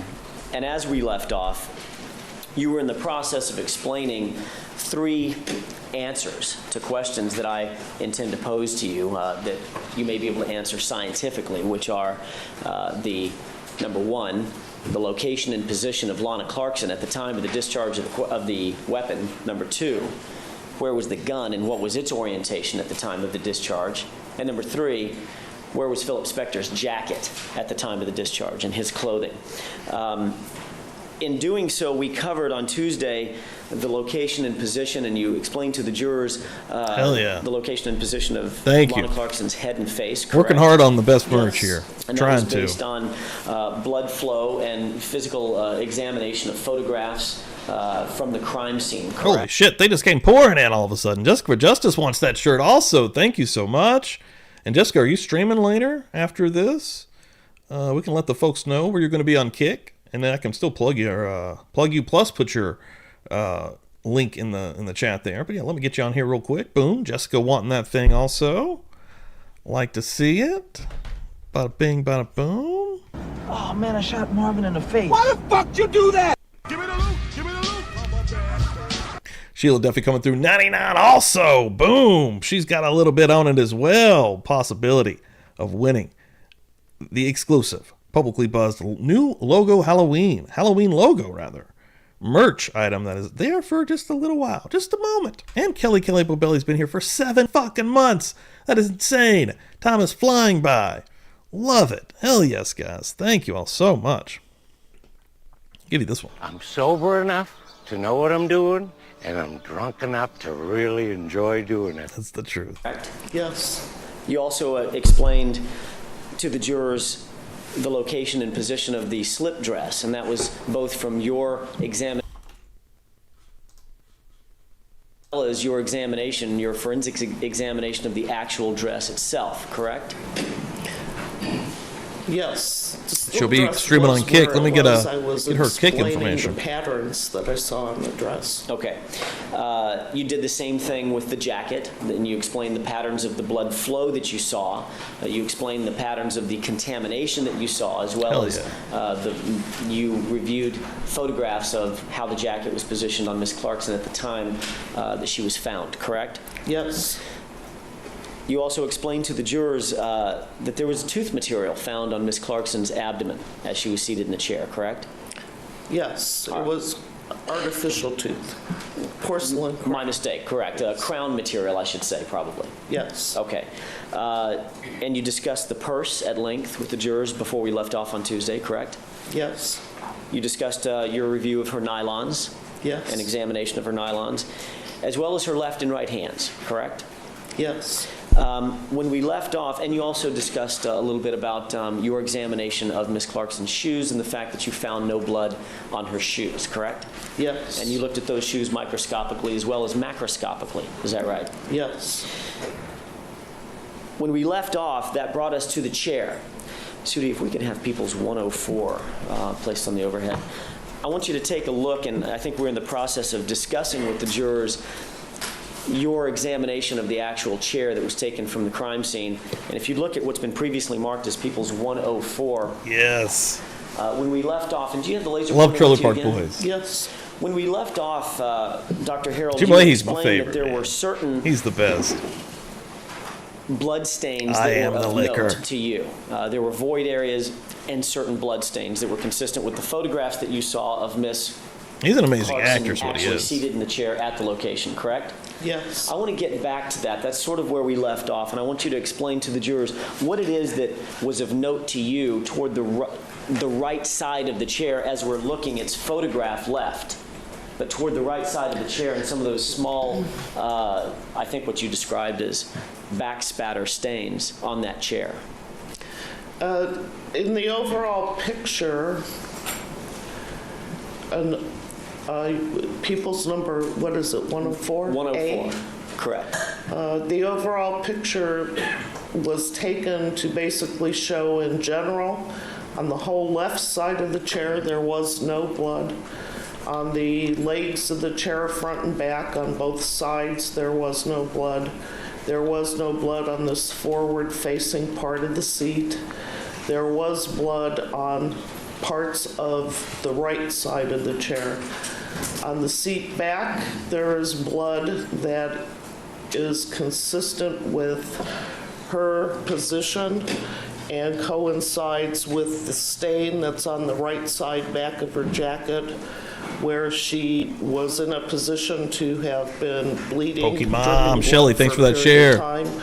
And it saturated parts of the jacket and the contact point on the chair and dripped down, and there's actually one little drop that dropped down onto the seat back. There is blood on the back part of the seat bottom, which coincides with her position and where there was contact with her clothing that had a blood flow on it that subsequently went onto the. There is a void area here and here. It coincides with her body position as she was seated in the chair. May the record reflect when the witness said here and here, she was referring to People's 104, photograph A, basically the center portion of the cushion of the seat cushion of the chair. Yes. Thank you. Go ahead, Dr. Harold. There is blood on the right arm of the chair, on the upholstery, that coincides with the blood flow down her jacket onto the purse strap and then down into where the purse was hanging on the side of the chair. And on the back side of this armrest, this being the forward-facing side, on the rearward-facing side, there is some spatter that has directionality to it that indicates it was acquired in that position on the chair when the source of blood was behind the forward wood brace on the chair. And there is, where the red arrow is here, some spatter that appears to in part originate from the drip, drip, drip in the purse, and in part has some directionality that orients back toward Lana Clarkson's head as an area of origin. And those places where there's spatter are all in positions that were not occupied by Lana Clarkson's body. In other words, they were exposed and available to be spattered in the position that she was first seen at the scene seated in. And you based that opinion on, at least in part, your review of photographs of Ms. Clarkson as she was found at the scene, correct? Yes, as well as actually examining every single one of those pieces of physical evidence. Take a look at what's been previously marked as People 61B as in boy, this photograph, and explain for the jurors if this photograph establishes the void area as well as the exposed area. And I want to concentrate your answer, Dr. Harold, on the rear-facing arm of the chair that you've just explained had spatter on it, as well as the right side of the seat cushion that you saw spatter on. The rearward-facing part of the wooden arm would be here, and there is directional spatter on it that does not point in a position or a direction that indicates it originated from the dropping of blood into her purse. So it's not satellite spatter? No, Okay. It would appear not to be. All right. And it's also some spatter, not on this side of the purse strap, but on the other side of the purse strap. The side closest to her? This side closest to her. And that would not be exposed to drip, drip, drip kind of blood from the purse. All right. And in looking at those, they orient back toward her head as the source or area of origin. This, I was going to say, what about the seat cushion now, moving on to that? you can barely see in this picture right here some red area where the flow came down her jacket over the purse strap and down this side of the jacket onto this seat and then subsequently down onto the purse. And from here it was going in two different directions. It either was drip, drip, dripping into the top of the bag. There is a drip and drip pattern there. Or it was continuing on the outside of the purse down all the way to the floor. And you can barely see in this picture the pool of blood on the floor underneath the purse. And drawing your attention toward the forward side of the seat cushion, the portion that's between the purse and Miss Clarkson, almost the leading edge of the chair. Did you see blood spatter? Pammy coming through here. The $9.99 this morning for the Mad Dog 2020 and DP hangover supplies. Yes, the Cash App. I think I'm going to have to make a business account on there. I think that's what they're trying to make me do, and I keep not doing it because it's probably going to be some tax stuff. But I need to just do it or make a new account. I need to do that today, though, because I know a lot of people like Cash App over PayPal or Venmo. And so, yeah, thank you so much, Pammy. That's unbelievable. And, yeah, tomorrow night's show is going to be cool. So tomorrow night, I have an incredible guest coming on here, and it's going to be a fun one. Let's just say that. Tomorrow night is going to be Publicly Buzzed exclusively being amazingly, like, I don't even know where to go with this because, like, it fits the, if anybody looks at exactly what my description says, you're going to know what tomorrow's going to be about, okay? Thank you so much. Boom, Pammy on here. That is now, damn, we're already rocking this wheel too. 1, 2, 3, 4, 5, 6. Already halfway through another wheel for, again, that exclusive Halloween logo that is going to be only here for a limited amount of time, folks. So, but yeah, tomorrow's going to be a Sarah Boone stream. Special guest coming on who's bringing a little something with her. Let's just say I had to pull some strings to get this interview, okay? Let's just say that. They're in that area as well. It's going to be fun. There was in this forward, I guess you would call it the right front corner of the seat bottom on the upholstery at the top in between where she was and the purse was. All right. And there was, and that, how would you describe the spatter that you saw there? Go back to 104, please. Let's take a look at people's 104 while you're describing that. Some of it was fine to mist-like. All right. Consistent with originating from the gunshot wound event. All right.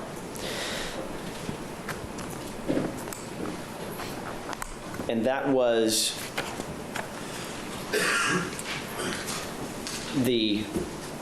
when you say consistent with the gunshot wound event, that was the only spatter or high velocity back spatter that you found on the chair, correct? You didn't find any further forward than I think you described on Tuesday when we were together, just forward of where that red arrow is on photograph A. That was about as far forward as you found that high velocity misting type of blood on the chair itself, correct? Correct. Okay. And photograph B in People's 104 highlights a couple of those stains, correct? Actually, that highlights the ones that were taken for DNA typing. Okay. But in that same vicinity is where there were smaller ones. All right. Dr. Harold, based on, and that kind of brings us up to the point that we were just about to finish with on Tuesday, and I want to ask you kind of that final question concerning the first question that we have.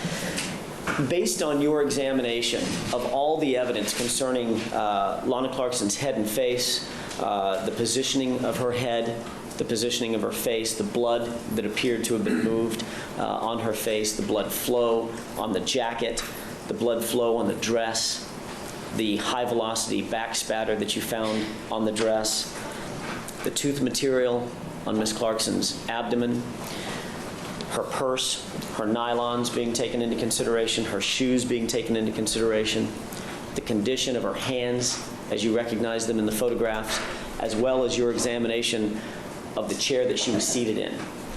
Do you have an opinion based on all of that evidence as to the location and position of Lana Clarkson at the time she was shot? Stacy, where's the pickles? Tell us Sharing what me that out. opinion is. Oh, next. In my language of bloodstain patterns, I recognize the difference between the term location and position. Location Should I go make this burrito? In this case, she we was still got a while here. seated in the chair. I'm gonna make a breakfast burrito. I'll be right back, guys. Elsewhere in the room and ended Still up got in the eyes on chair. her. She was seated We in still the rocking. chair when the gun discharged. There is no indication that she moved about the room after the gun discharged, such as There she was is. no blood I just called you trail. out for that share on X. Thank you, We Stacy. also know from the medical autopsy she would have been incapable of moving. And as to position, when we use the term position, or when I use right the back. term position, I mean anything that we can say about the precise body position in that location. She, in essence, was in the position she was in. However, her head would have been toward the right, at least slightly to the right, and we can tell this from the directionality of the pattern on her clothing. And I cannot make any substantive positive conclusion about where her hands had to have been at the time for the number of reasons we talked about. Supporting this is the fact that the material, tooth material, is on her abdomen as she is sitting there. If she had been in a more upright position, that tooth material would have, it was not bloody, it was not stuck to the dress in something like dried blood, it was free to fall. So if she had been in a more upright position, it would have been lower down on some more horizontal surface. You mentioned her hands. If there was evidence that there was misting pattern, blood, on the back of her wrists, the back of her wrists, not the front of her wrists, would that indicate, could you, as a bloodstain pattern analyst, could you opine anything about whether or not the back of her hands was facing, the back of her hands were facing the source of the spatter or otherwise? But you would have to see, number one, confirm the size of the stains and the distribution of the stains, because someone could say the backs of her hands, but it could be this back, it could be this, even on the side, could make a significant difference in the interpretation. If that was present, what you could say is it had to have been somewhere forward of the bloodletting event. Sometimes in bloodstain patterns, it is, and reconstructions in general, it's easier to tell you what could not have been versus which one of several possibilities it must have been. If I assume there was misting on the hands, I would have to see that pattern to see if I could make it any more precise than it had to be somewhere in front of the bloodletting event. And going back to that scientific postulate that you gave us on Tuesday, certainly blood doesn't turn corners if it's in flight, correct? Correct. Okay. It doesn't go, fly around objects. Okay. It has a trajectory to All it. right. You indicated that there is a scientific difference in your mind as you define it as a scientist between location and position. I want to ask you just a couple more questions about Ms. Clarkson's position as we see here in People 61B and her location. From location, you can tell scientifically that she was in this chair, in that foyer area, based on your review of everything that you know about the case thus far, correct? At the time the gun discharged, yes. That's right. And I'm talking about the discharge event, or what you've called the bloodletting event, at the time that the bullet was fired through the back of her throat. Yes. Concerning position, you're aware that she was immediately incapacitated, correct? Yes. And you've reviewed coroner's or the autopsy reports that suggest that she could not have moved a muscle after that. Burritos are in the gunshot was air fryer. fired and severed her spine, correct? Rocking and rolling. As a matter of fact, there is some forensic evidence that you have, and we'll talk about that in just a second, that confirms, in fact, that the bullet did pass through the spine, as there is bone material compacted in the bullet that was recovered from the back of her head, correct? Baby. Yes. All right. So from Almost what like you're I saying, go back into it, but when she was shot, the purse didn't move. It was in that location and that position, correct? Essentially in that location. I can't tell you if people rushing in didn't, move it a millimeter over, but it's oh my God, it was in essence in that position. The not more teeth that you saw and examined on that purse is suggestive scientifically that it was in basically, give or take a few millimeters or a centimeter here or there, basically in that position, correct? It appears to be in that position at the time of discharge and during a period of time subsequent to that while Lana was still draining blood. All right. Her legs, given that she couldn't move a muscle, her legs suggested scientifically that her legs were basically in that position as she was seated in the chair as well when she was shot. Is that right? Yes. Her back, as she is leaning back against that chair, her back would necessitate that her face, which is the source of the blood, correct? And I'm talking about the back spatter blood. Her face would be behind the plane of that rear-facing armrest. Yes. Okay, so in other words, may I go? Yes. oh, that's some The French toast. rear-facing portion of the armrest, if you were to assume that that's the plane, her head was behind that plane, correct? Yes. Yet her head was facing to the right of center at the point that she was shot, correct?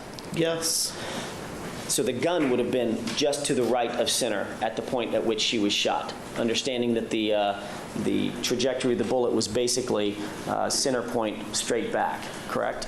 Yes, coupled with what I know about the gun and what's on the side of the gun. And we'll talk about that in just a second as well. So you can say scientifically, based on location and position, that what we're looking at in this photograph is basically the position and the location that Lana Clarkson was in at the point at which she died, with the exception that you've noted of the actual position of her hands, correct? Yes. Thank you. I want to change gears, Dr. Harrell, if you don't mind, and talk a little bit about the gun. I'd like you to take a look at what's been previously marked as People 65 for identification and tell me if you recognize this set of 6 photographs. Yes, I do. How do you recognize these photographs, Dr. Harrell? Some of them were taken in the A, B, C, and D were taken in our photo studio, and I actually took picture E and F through the stereo microscope. Those are your photographs? Yes. Okay. Again, I think we've heard this phrase a couple of times, or this term. Am I going to get it right? Photomicrograph? Yes. Okay. Did you observe blood in various locations and different parts of this particular gun during the course of your examination of the gun? Yes, I did. Could you describe the distribution of that blood on this particular gun and your conclusions concerning that? Different parts of the gun had different kinds of blood on it or different patterns to it. What picture F is depicting is an example of the blood that I did or didn't find associated with the barrel of the gun. On the barrel of the gun, there's engraving on both sides of it. One side says Cobra 38 Special, and actually I forgot What you call a snub nose, I reckon. I'm not a gun when guy. I examined this stereo microscopically, I noted that there was blood. This engraving is a depression in the barrel. There was blood in the engraving of the letters on both sides, but there was no corresponding blood on the barrel of the gun. And that's another feature of blood in general. It doesn't differentially deposit. It doesn't hit the barrel of the gun and only go into the engraving. So that was unusual. It occurred on both sides of the barrel. I examined the scene photographs to see what position the gun was found in versus any other movement of the gun, how it was handled, how it was unloaded, and which side it was laying on the carpet. I looked at the gun again to see if there was any indication that blood would have been removed by touching the carpet or touching some kind of I'm going to try fabric, those, just a crazy fabric Swifty. or carpet I'm tuft experimenting a impression. little bit with some of that stuff. I found But the a air fryer similar does wonders, distribution honestly. of blood The frozen stuff. associated with the grip. The grip of the gun is wood. If you look at Yesterday I was watching this video with, it's a YouTuber that's huge, but he was doing a review of like frozen pizzas, and he had 23 frozen pizzas that he was doing reviews of, and it was pretty interesting. Like, I'm a huge Tostinos guy. That's the one that actually was his favorite. It's hard to beat the Tostinos with the super thin, almost crispy cracker-like crust. But I had been buying recently the Tony's brand, which I like Tony's, and I usually just go cheese. I can go pepperoni or even Supreme. I used to buy the fuck out of some Tombstone Supreme ones. And really just been trying to get the perfect cheese one. And Tony's was really fucking good, but this video made me expand just a little bit. And yesterday when I went and bought some other stuff, I got... it's a Sicilian one. I can't remember the name of it. Crazy Sicilian, maybe? I have to go look at the box. And a Red Baron. I got both of those. Red Baron is $5.29. The other one's like $8. So I'm interested to see.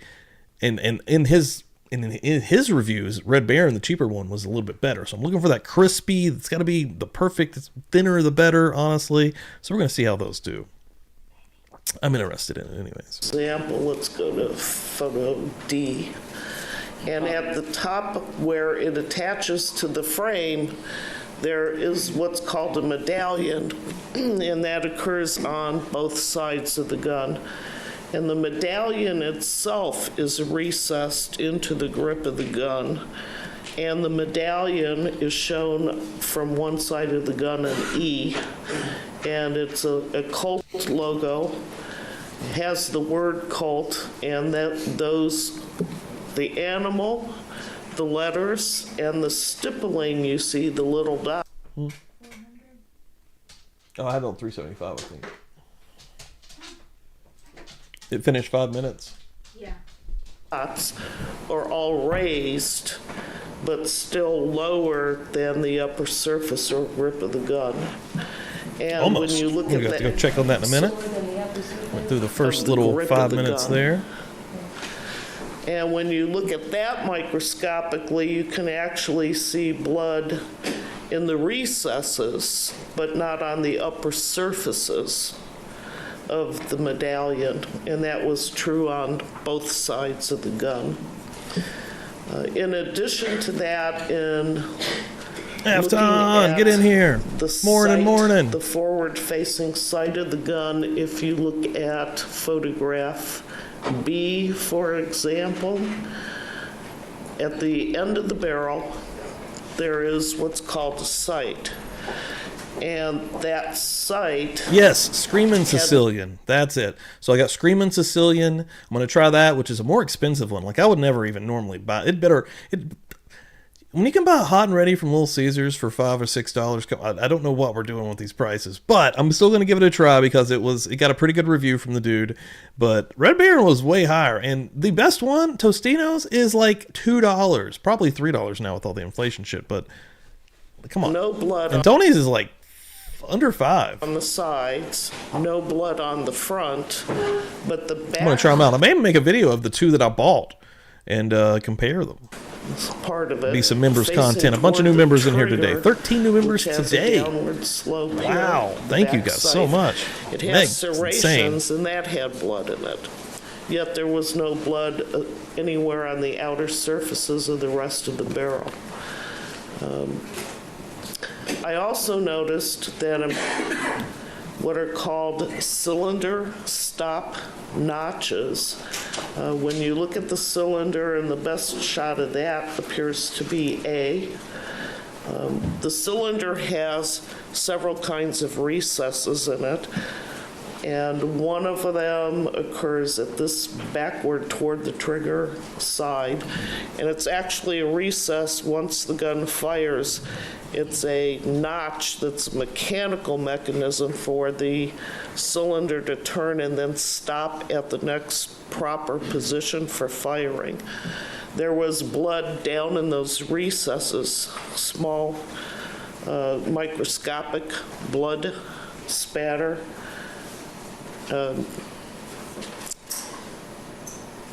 Maybe I shouldn't use the word spatter. There were small amounts of blood in there, but not on the upper surfaces of the cylinder. And then there are these horizontal, what appear to be lines in the photographs.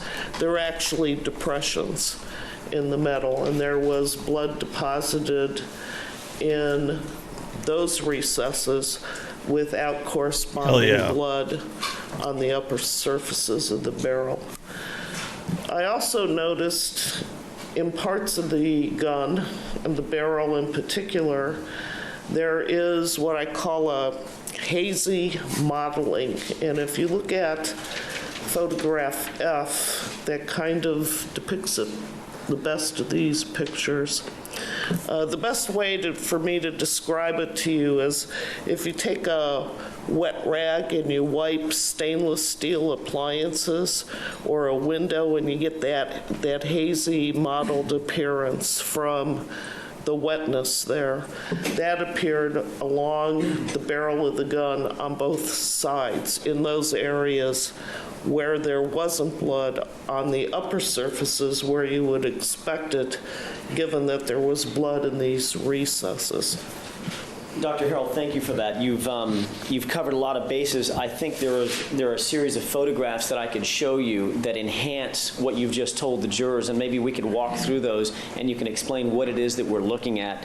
I've already marked as people's next in order, people's 137. Maybe we could take a look at that and you could describe whether or not that photograph describes, at least in part, some of the blood that you found on the grip, the forward-facing grip and the left side of the grip, and as well as the recesses of the hatchwork that's on the wooden grip itself. 137 was marked the other day. Correct. Okay. What's been previously marked as 137. Okay. Yes, Your Honor. Thank you. All right. I believe we talked about this picture the other day. Actually, in this part of what you can see in this photograph is the place where the grip, the wooden grip, attaches to the frame of the gun. And by the way, I'm not a firearms expert, so I may misuse the terms and give Jim Carroll a heart attack, but I'm using common day language. And there is smeared blood in this area. And you're pointing to the forward-facing portion of the left side of the grip, correct? Of the wood grip and the metal frame. Okay. Where it attaches. And this is one of those medallions. There's one on each side of the grip. There are also, right and left. I didn't mean to interrupt. Sorry. I'm sorry. There are also recesses in the grip. I mean, obviously the grip is made for grip, for lack of a better word. So there's hatchwork in the wood itself, correct? There's hatchwork in the wood itself. There was blood in that hatchwork, but there was also blood on the upper surfaces of the grip. Okay, so down toward the grip area, you found blood on both the raised surfaces and the subordinate surfaces or the recessed surfaces, correct? Yes. And when you're talking about raised and recessed surfaces, take a look over my head, Dr. Harrell. You see how the wall is situated, and it's the same way over the judge's head. There are, looks like slats. When you're talking about raised and recessed surfaces, using that as an example for the jurors, the recessed surfaces would be the dark areas that you wouldn't touch if you were to wipe your hand straight across that wall. And the raised surfaces would be the slats that would be available to touch if you were to wipe something, say, straight across it, correct? Yes. Okay. And that's what you're describing in various portions of this gun, right? Yes. On the grip area of the gun, the part that we're looking at now, where the smeared blood appears to be, there is evidence of blood both on the raised and the recessed surfaces of that hatchwork. Is that right? Yes. All right. Take a look at the other side of the gun. Your Honor, this has not been marked, with the court's permission, People's 138. Yes. This is Drew coming out swinging this morning. He's like, pineapple does not belong on pizza. There, I said it. I actually like it on there. I'm a fan of the pineapple pizza. It's not something I'm even ever buying or regularly getting. But when I've had it, it's not terrible. the right I get side it. of the It's a gun. strong Do you opinion. See, evidence of Whoa! blood The fights have on that started grip now. Ladies and gentlemen, in this corner. area? I'm going to go check on my burrito. As I recall, because this picture's a little different than what I took my notes on. Okay. That this is blood down here. All right. Would it be better if you took a look at the actual photograph rather than the overhead? It might help. May I, Your Honor? Yes. That's better. I actually, Sudi enlarged it a little bit. There is blood in this area, and this is the other medallion that I was talking about. Okay. So is that some of the blood that you're talking about on the lower portion of the grip, including the hatchwork on the right side of the gun? Yes. All right. Let's mark as People's next in order, with the court's permission, People's 139.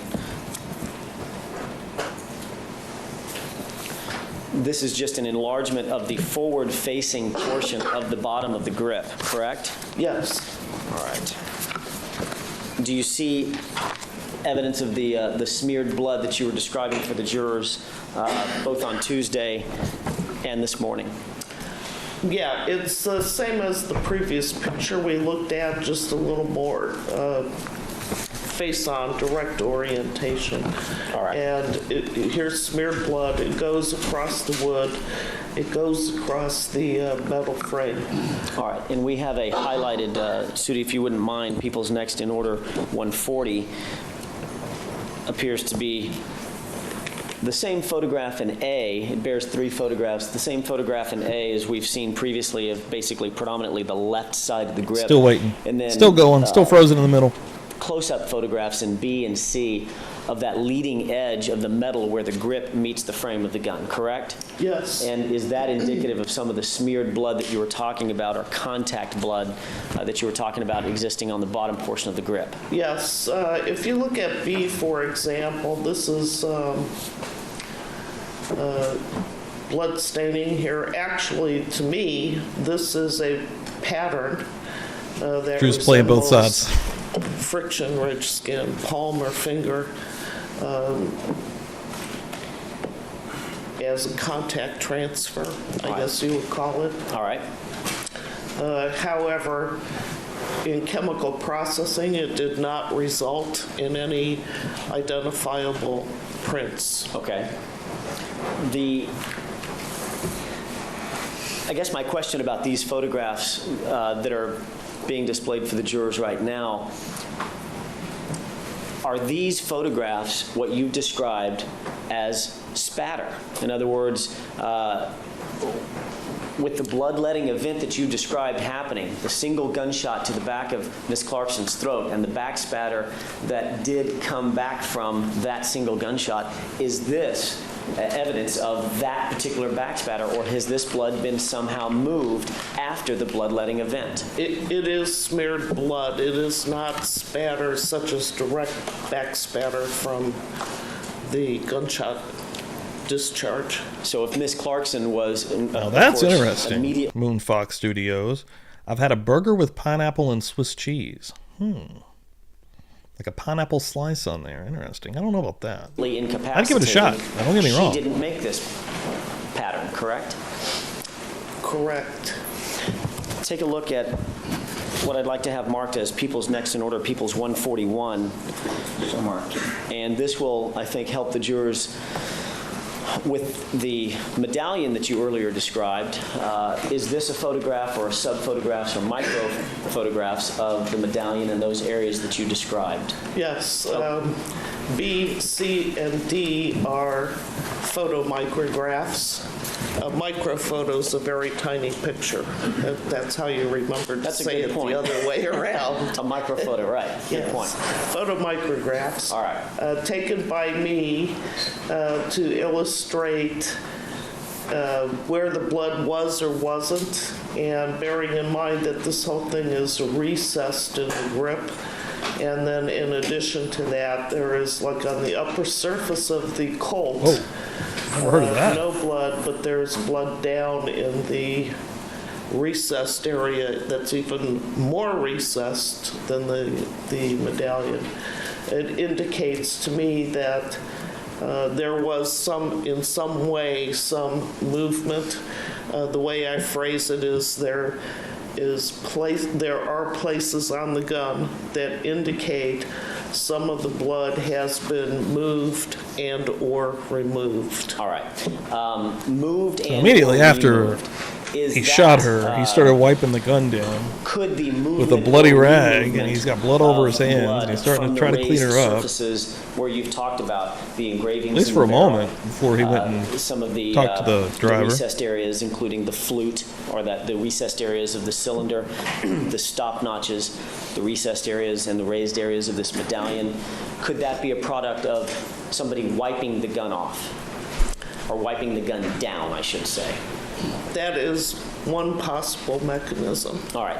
You indicated a little earlier, before we move on to the next exhibit, you indicated a little earlier that you did look at specifically the gun for evidence of having come in contact with fabric, for instance, just dropping by fabric, or evidence that it was moved about or wiped down by the carpet, correct? Yes, and for me, I did look to see that. For me to see that, if that was the way or the mechanism that that moved and it would be readily visible to me, the blood would have had to have been wet at the time, and then no subsequent activity, such as, again, although we're not to the pants pocket yet, you could have put the gun in the pants pocket, for example, which does have blood in it, and then pulled the gun back out, and if there was a fabric impression, you may obliterate it. So it's one of those instances where the absence of a pattern doesn't mean that mechanism did not occur, did occur. It's inconclusive. However, concerning the carpet specifically, if a wet, bloody gun had fallen to the carpet and had begun to dry on the carpet, would you expect to see some carpet fibers pulled up or dried with the blood on the gun? Not necessarily. It depends on how much the carpet sheds. Would you expect to see some kind of a pattern consistent with the carpet if, in fact, a wet, bloody gun It does look like a shag-type carpet, laying right? on the carpet and not moved and began to dry?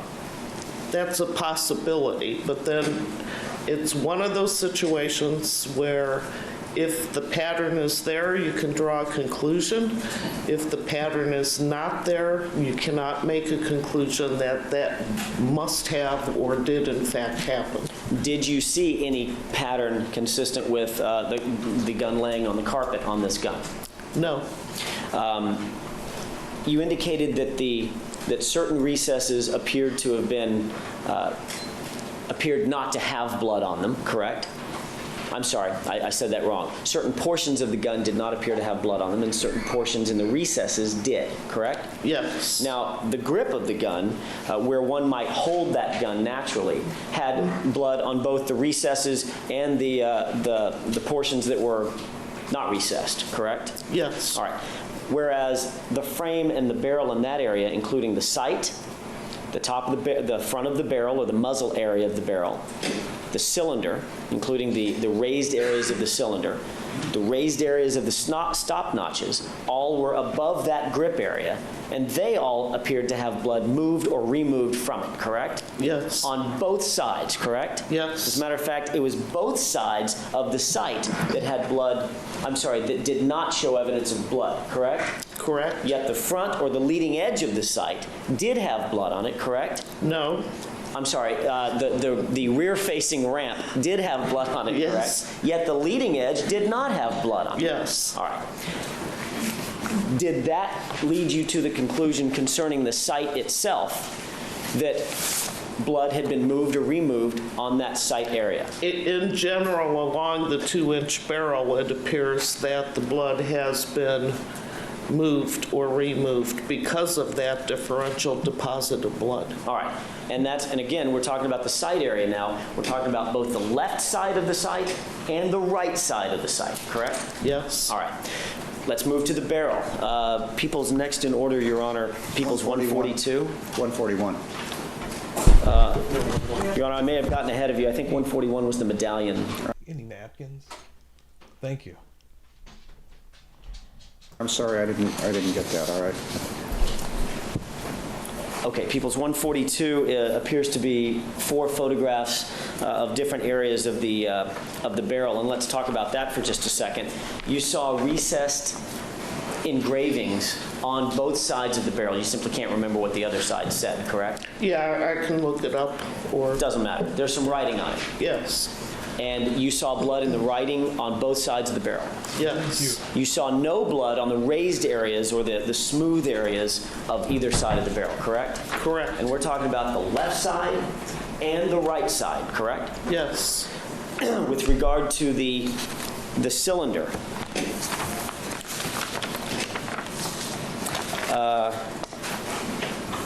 I'll get back to People's 142 in just a second, but while I ask you a couple of questions, I'm going to mark 2 more photographs or sets of photographs with the court's permission. People's 143 appears to be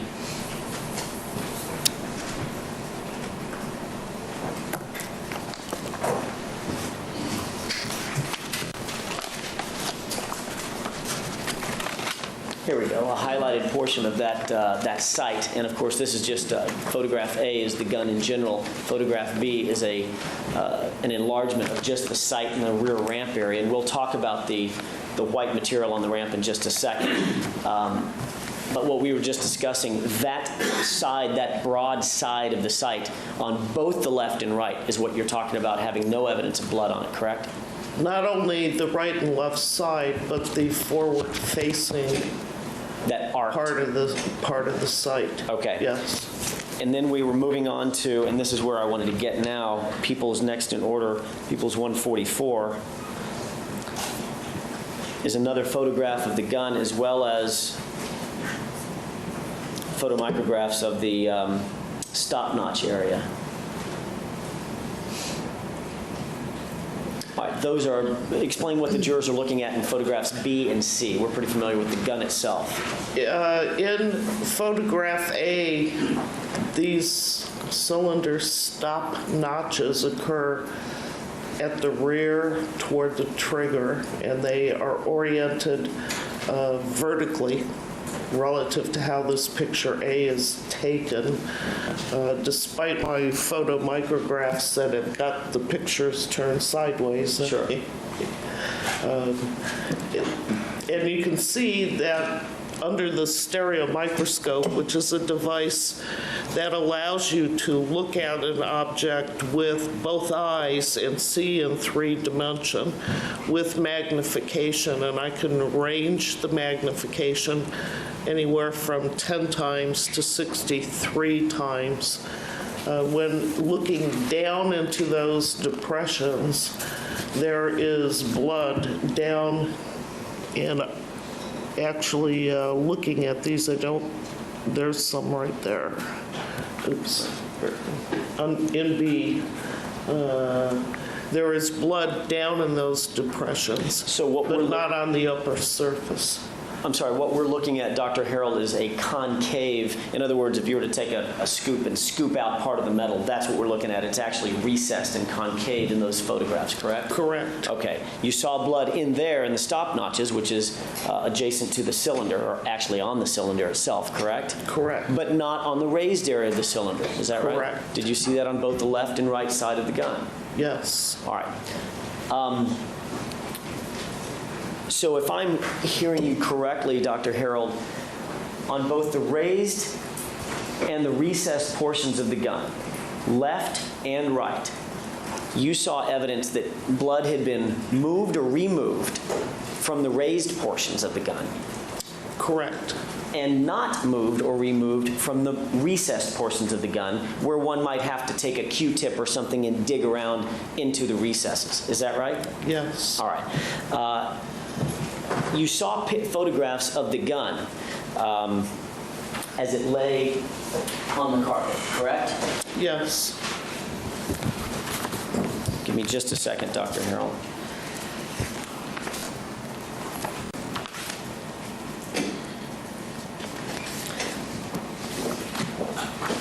I'm going to, with the court's permission, may I approach for everything? Yes.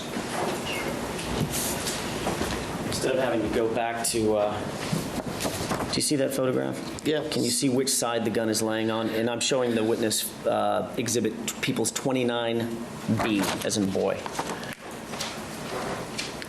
I believe it was lying on its right, its left side, right side up. It's left side, right side up? It's right side up, left side down. Can you see? I actually didn't use this photo for Take a look at that one. Yeah.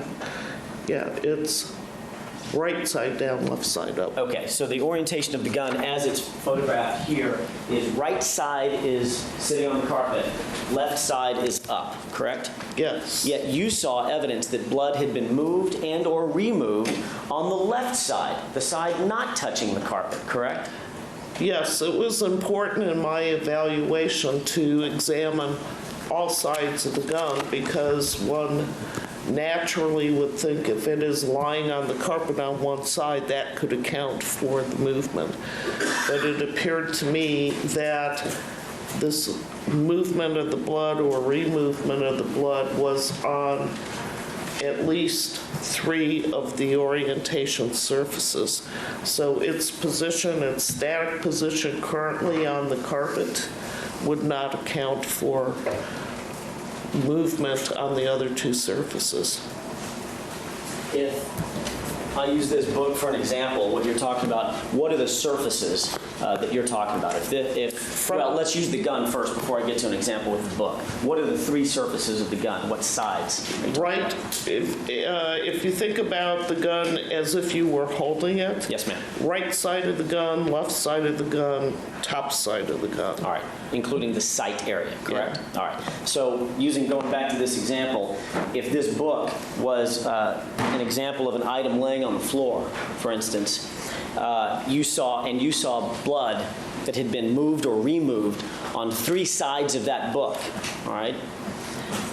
If I kick that book across the room, across that carpet, would that account for the movement of the blood on the other sides that are not in contact with the carpet? Not logically. All right. You would have to have it come in contact with some other surface. It would have to flip or move in some manner to have the other exposed surfaces come in contact with something that would move or remove the blood. And it would have to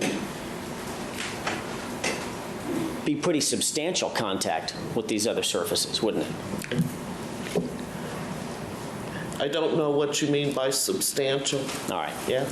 The evidence that you saw was clearly on the barrel, the cylinder, the sides of the sight, the front of the sight, and portions of the raised medallion, the upper portions of the handle. That blood on both sides of the gun had been moved or removed from the raised portions of that gun, correct? Yes. All right. Did you also see evidence, and I'm going to go back to People's 99, what's been previously marked as People's 99. Did you also see evidence on that weapon as you examined it of actual back spatter? Yes. Take a look at People's 99 and explain for the jurors what it is that they're looking at and what your examination with that regard entailed. What you're looking at is actually not the real gun involved in this incident. It is a museum model from our office's library collection of guns with similar bullets in the chamber, and you're looking down the barrel of the gun. And this position here, here, here, and here are occupied by unfired cartridges that are hollow nose. In examining the gun, I found very tiny blood spatter, typical of back spatter at a high, in a high velocity event occurring on this part of the gun, the frame, and down into the hollow nose bullets that would have been exposed in the cylinder at the time of the discharge. In other words, a straight back spatter onto that part of the gun. All right, and that was, could you associate that with the same, you okay, do you need some water? I'm going to take a swallow, sorry.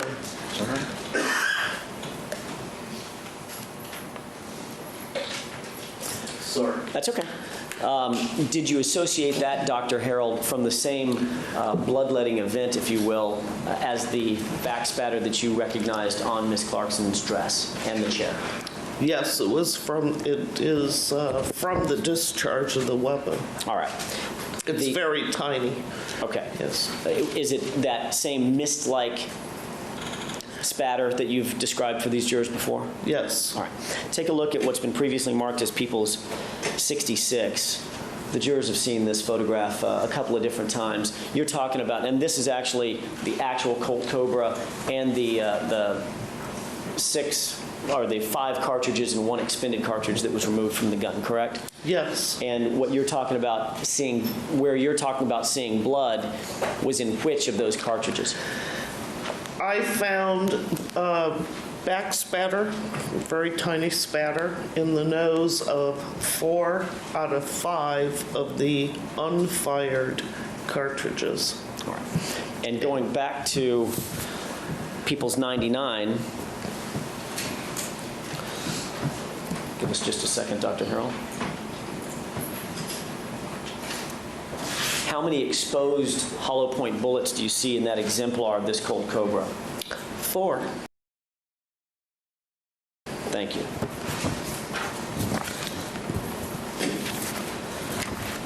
I want to talk for just a second. And by the way, those, the 5 cartridges, because the blood was so small, those 5 tips were sampled with 2 Q-tips, correct? Sterile swabs, if you will. Yes, they were sampled for DNA typing. All right, and with 2 swabs by. Was that because of the small amount of blood that was in those, the tiny particulate matter that was in those recesses that you saw? Actually,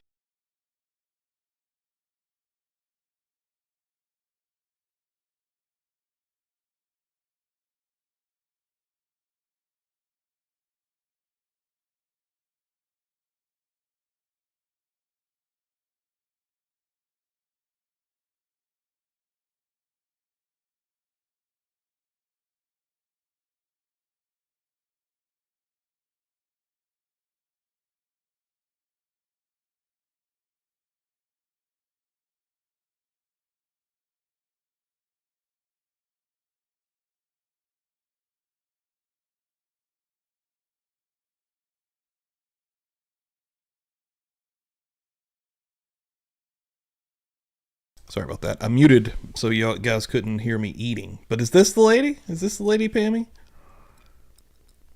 That you were thinking of? That she sounds like, sort of? She has like a small, like... I mean, it's very similar. Like, I don't even know how to... I don't that's the know one I got. if that's why Steve did too. I know that, in fact, we pooled the sample from all of those cartridges into what ultimately was one DNA typing run, because there was so little blood in this tiny spatter that he felt he would not have enough to get a DNA That's all I got. All right, that was my question. Yes. So in other words, it was so, the spatter was so tiny that his belief, or in working in conjunction with you and your observations of the blood in those tips, that one swab for one cartridge would not be enough to render a DNA typing. Poltergeist Lady's voice might be like more squeaky. Correct. So he swabbed all 5 and then pooled that into 2 swabs to try to run the DNA analysis, correct? Yes. And that came back to Lana Clarkson's blood. Yes, and at the time that we were doing this, we were still in the process of establishing that, in fact, there was only one bleeder at the location. Okay. You mentioned something when you were telling the jurors about your examination of this weapon that I want to go back to very briefly. And this was previously marked, the exhibit that I'd like to go back to is previously marked as People's 142. And it shows a close-up of the areas of the barrel that you indicated you saw, and I think you called it, Dr. Harold, like mottling, M-O-T-T-L-I-N-G, mottling? Yes. Okay. You described it as the type of smear or stain that you might get if you had a wet rag wet with water and you wiped say a stainless steel refrigerator, the face, or the top of a stainless steel stove. You get that hazing effect, correct? Yes. All right. Oh, that's right. They didn't use real cadavers, which is crazy. Yeah, and actually you can see it pretty clearly in these pictures. Oh, the good old I took days. These under the Oh, that's pretty fucked up. microscope. If you look at picture A, Let's go ahead and enlarge that photograph. and I varied the light a little bit because, of course, it was shiny. Okay. We're looking at an enlargement of photograph A in People's 142. What is it that the jurors should be looking at with regard to this hazing effect that you're talking about? Well, you can see several things here. For example, because of the way the lighting is, you can see the red blood in these letters here. I had actually sampled the blood out of the larger He's letters, which standing to were attention still now, isn't he? Substantially tiny. Perked up there. And you can see that hazy modeling, in particular with the light oriented, as I had it for this particular shot. It shows fairly well around the sea, around, here it is, you know. All right. You would not ordinarily see that in a... Picture's worth 100 words. There's that hazy modeling. All right. Yeah. You would not expect to see that if the barrel was in its normal condition. Say when it came out of the box from the manufacturer, it does not have that hazy modeling effect, correct? No. All right. That is sure the does. subject, as you put it, of something consistent with something wet wiping across a piece of metal. Yes, that is not the result of any of the manufacturing processes or the bluing. All right. And of course, you are aware from your examination of other evidence in this case that there was a wet and bloody rag that was recovered from the scene, which you later examined yourself, correct? Yes. Take a look at people's next in order, and this will bring us to the rear-facing ramp of that front sight one more time. I believe it's people's 145. That's correct. Thank you, Your Honor. You've already talked, Dr. Harold, at length and explained to the jurors what you found, rather, as far as blood is concerned on that ramp. Can you tell us what it is that you found other than blood on that ramp? If you look at A, I am looking at the sight on the front of the barrel and on the rearward facing part, the downslope toward the trigger. And if you look at picture B, that's actually turned around the other direction. Here's the barrel. Here's the forward facing part of the sight, and this is the rearward facing part of the sight. In the two bottom photographs, not to interrupt you for orientation, Dr. Harold, in the two bottom photographs, the end of the muzzle where the bullet comes out is to the right of those two photographs, correct? Correct. Okay, thank you. Go ahead. And the front side of the sight is smooth. The back side of the sight is serrated. It's like a series of little steps. And you can see two things there. Picture C is a closer or more highly magnified picture of picture B. And you can see in those recesses there is blood and then this white material, which I took off part of and examined by electron microscopy and a chemical test to tell me what it was composed of. Electron microscopy is a very, very, very high magnification kind of microscopy. And I determined a portion of that material to be natural tooth material. I did not examine the entirety of the white material. By the presence of natural tooth material, this told me that the gun barrel was in Lana Clarkson's mouth, behind, the sight had to have been behind her front two incisors. Even though she had a porcelain crown on those teeth, there is still remnants of natural tooth enamel and dentin present, which I observed in the photographs. I was not present at the autopsy. And I did not complete the exam looking for the porcelain part of it. The fact that it had broken, her teeth were broken enough to expose the natural tooth material. The fact that there was natural tooth material on there tells me that the gun was in the mouth with that sight behind her teeth at the time of the discharge. The crowns broke and the exposed natural tooth material, at least, and maybe part of the porcelain, is impacted on the back of the sight. And of course, that would also lend itself to the conclusion, those findings would lend themselves to the conclusion that the gun was oriented upright as opposed to angled on one side or another, correct? Correct. At the time of the discharge, the gun must have been in an upright, normal handling position, not turned sideways, not turned Better picture of him, backwards Jessica. because only her front two teeth were broken to the point. Shit, I guess that's what he looks like now. They probably buried this son of a bitch in a wig. The natural tooth material was exposed. Take a look at what's... This would be a good time to take our recess. Sure. We'll try to keep it an hour at a time because See here, we still got a little bit of time. Let's see what we're looking at here. Testimony. Ladies and gentlemen, keeping in mind the admonition. See what we're looking at here, we'll have folks. a 15-minute What a morning. recess. We'll resume at 11 o'clock. Thank you. What a morning. Where are we going next? Part 4 with Dr. Lynn Harold, and we got 52 minutes. I think we got that in us. Yeah, we might get her done here on video 109. Thanks everyone for hanging and banging this morning. I really appreciate it. We're not messing around. I'm telling you like it is, baby. So let me tell you, we're gonna keep going. We got 52 minutes left with this doctor. She's awesome. Hell, we might go into part 5. They've been pretty thorough with the questioning just on the prosecution side. And yeah, we'll keep going. Everyone in here, thank y'all so much. Again, hit that like. Tomorrow I'll have a special Sarah Boone stream that you are not going to want to miss. It's going to be a lot of fun. I have an interview that I have pulled a lot of strings to get. Let's just say that. And it's going to be a fun night. And then, of course, I think I'm streaming every day this week. Actually, got Murder Church Tuesday, got the final episode of the Stephen Stearns interview breakdowns with my, again, incredibly special guest on Wednesday, and then the usual streams on Thursday and Friday. Maybe the only day I'm not streaming is Saturday. I'm not messing around. That's what Publicly Buzzed is not doing.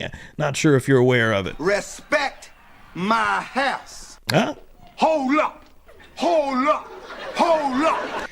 We are getting a little bit closer. This may spill over till tomorrow, actually. Let's see where we're at right now on this wheel. Everybody coming through hot. Had one wheel already. And the second wheel is 2, 3, 4, 5, 6. Halfway through to another wheel, which this next one is going to be for this guy. Boom. The brand new limited time offer, Publicly Buzzed Halloween tee, which you can also purchase in the shop. But that is also available as a giveaway during this current wheel. Once we get 12 names on this son of a bitch, boom, we're going to give that thing away. But yeah, let's keep rocking. Thanks everyone for being here. Appreciate it. If you haven't hit the like, what are you doing? Court's in session. All the parties are here. Thank you. You may resume. Almost missed the step there. Thank you, Your Honor. Dr. Harold, I want to draw your attention to another photograph.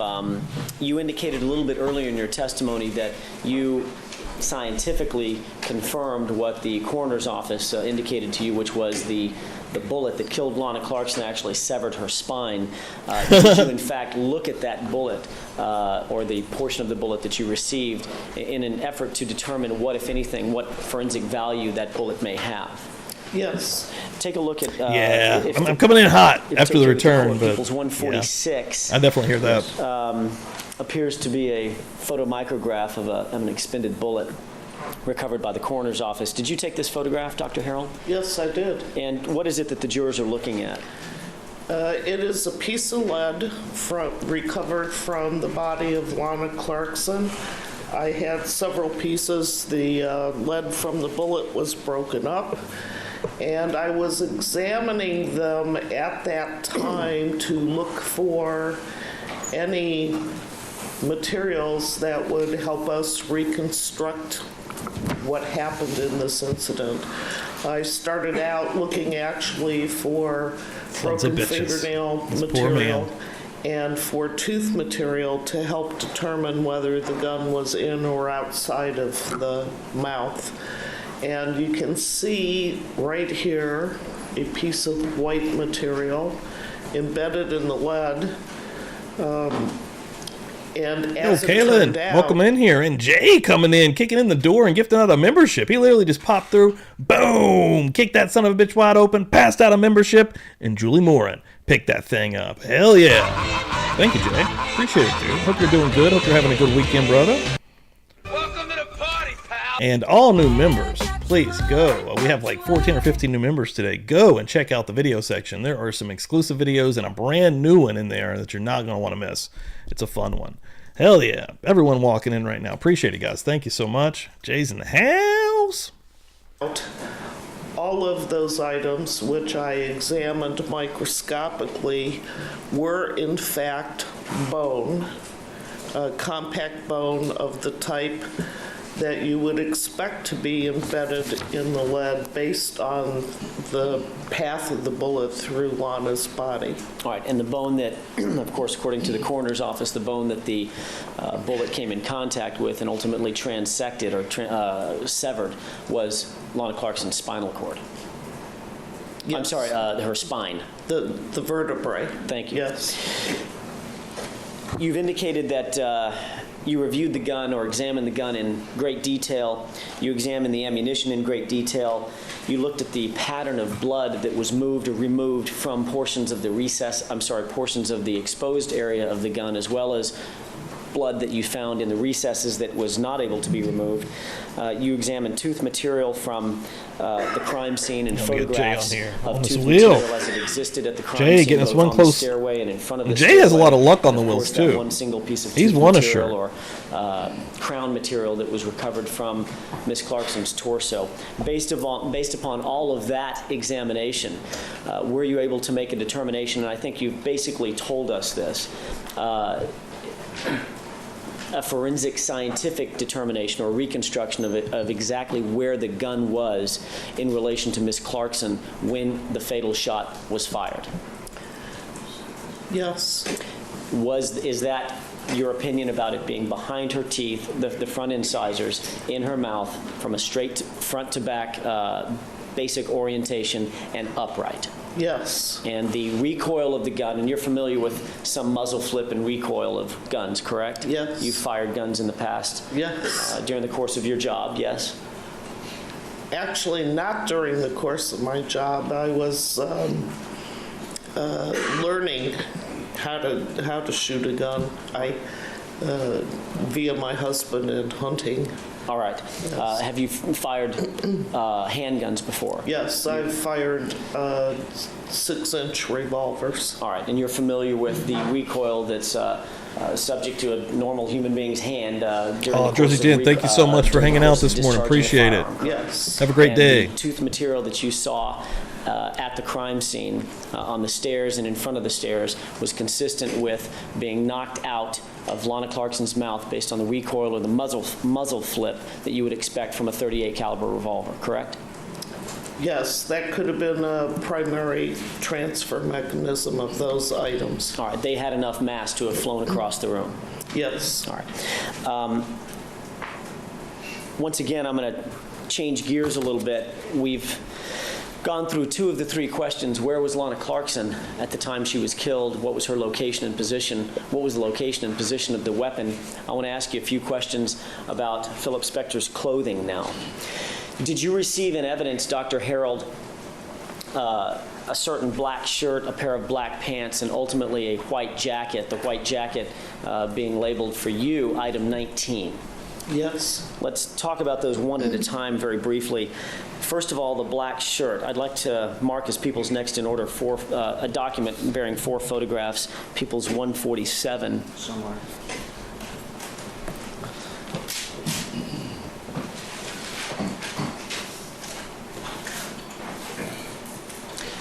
Dr. Harold, do you see what's been marked as People's 147? Gonna be a good week. On the overhead? Yes. What is Got this? some What are stuff we looking at? planned. That is the shirt that I received, identified as being Philip Spector's shirt from the night of this incident. Those are studio photographs. Yo, that were defense attorney, thank you so much also for that donation. Appreciate that. Come back through. This week's going to be packed up with shows. Have a great day. taken at my direction. Photograph A is to depict the overall front of the shirt. For the purposes of scale to the jury, this is a yardstick, a meter stick. Photograph B is the lower right-hand portion of the shirt, meaning right hand as if you were wearing it. Here's the buttons on the front of the shirt. And in the lower right-hand portion, let's see, we have phaser interference here. There is a white mineral deposit on the shirt. And photographs C and D are the outside and the inside of the cuff of the right sleeve of the shirt, as if the right sleeve as if you were wearing it.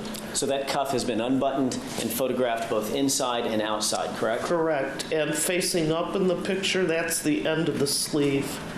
The arm of the shirt then would be going down, like toward the letter C. All right. Describe what it is that you found with regard to that white, it looks like white staining or white mineral deposit on the right sleeve predominantly, and as well as the right body, portion of the right body of the shirt. I took some samples on a sticky disc, actually the same kind of disc that we use for picking up particles for gunshot residue. And I examined those in the same instrument, the electron microscope, with the ability to give us chemical determination on it, as well as a picture of what the shape and configuration is. What I found in those white areas of deposit were a whole series of different kinds of minerals, including things like salt, things that are typical or could be found in water, as well as a variety of biological materials like skin cells, which you would expect to find on clothing that's been worn. All right. When you received the shirt, it was in this condition. In other words, it had already dried, correct? Yes. And the mineral that you found, the mineral deposits that you found, were not wet to the touch. Is that right? Correct. All right. And I guess I should add, it does appear to me to be a mineral deposit that was made by something wet. One of my areas of expertise is fiber and fabric examination. And this is the appearance that you get when, and I think we've all experienced, you get your sleeve into something and it dries. And if you examine it closely, you'll see that nice even edge where the edge of the water was if it was a saturation kind of event. Did this appear to you to be a saturation type of event on that right cuff? Yes, as opposed to, spatter, water spatter or something. All right. Yes. The minerals that you found, well, let me ask you this first. You mentioned that you took a sticky disc to do your analysis of the minerals in the white stained area. You were not doing a GSR test, correct? No, I was not. It just happens to be that you use the same device and the same instrumentation for that kind of examination. Dude, this lady rules. The white She's cool. mineral deposit that you found dried on that right cuff, are those minerals consistent with what you might find in an average household tap water? Yes, some of them are. All right. And also the tap water in a house, as the normal houses are plumbed, might be the same water that you'd find in a toilet, for instance, after it's been flushed and filled. Yes. Yeah.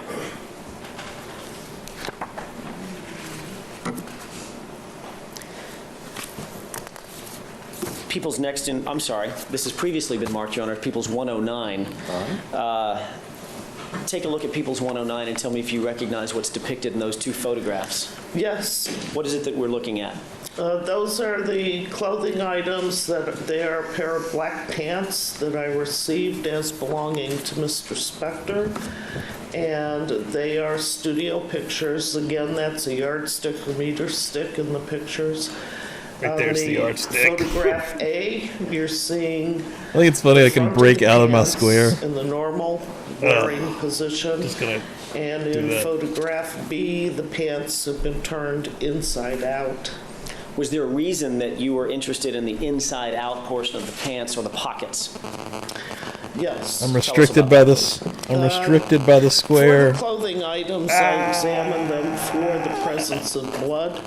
And associated with the pair of pants and the pocket. I think that's in the video. I think that noise is in the video, guys. I did find blood on the inside of the left front pocket. The reason I had this picture taken with the whole pair of pants inside out is that you can look at a deposit of blood or a transfer of blood onto something like fabric and examine one side and the other side, and under some circumstances, such as this, you can tell whether the deposit was made inside the pocket or was it something that originated on the outside of the pants and just happened to soak through to the If there is, hopefully that fixed it. Take a look at People's 110 and tell me if you But it recognize has gotten these weird photographs. like that a few times. Yes. Whoa, Are these the shirtless photographs dad, even what's up, closer man? Photographs of the upper portion of the pants and the pockets turned inside out. Yes. Based on your analysis, tell us a little bit about what you found with regard to the staining in that pocket. Photograph C is the left pants pocket pulled inside out, just as if you put your hand, left hand, into your left pocket and pulled it out. If I were to pull my pants pocket out, that's what the photograph is. That's what the photograph is depicting, correct? Yes. Look at this photograph. And this is a close-up of it, and like with the other pictures that you've seen with the red arrows and the green arrows, they are placed there for the same reason, and you can see that there appears to be transferred blood on the inside of the left pocket. It appears to have originated on the inside of the pocket by coming in contact with something that was bloody, as opposed to having been on the outside of the pants and soaking in. Love a lurk, baby. And Good lurking. blood typing on this, or DNA, Good lurking dude. indicates that this was Lana Clarkson's blood. All right.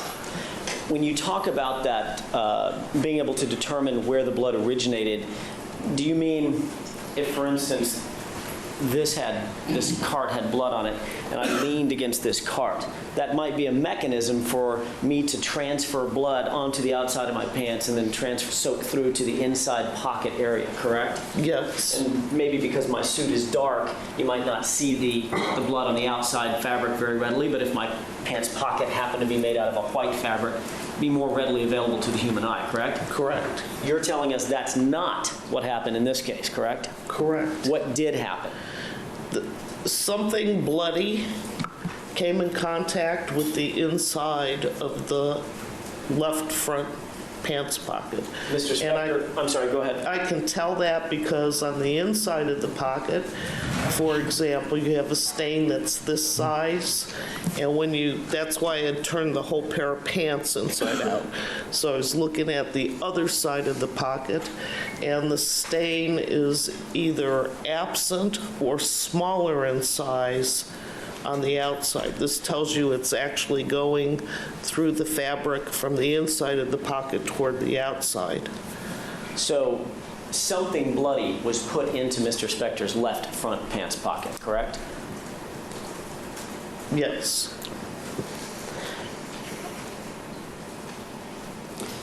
Did you also receive in evidence in review a jacket? Yes. Take a look at what's been previously marked as People's 107.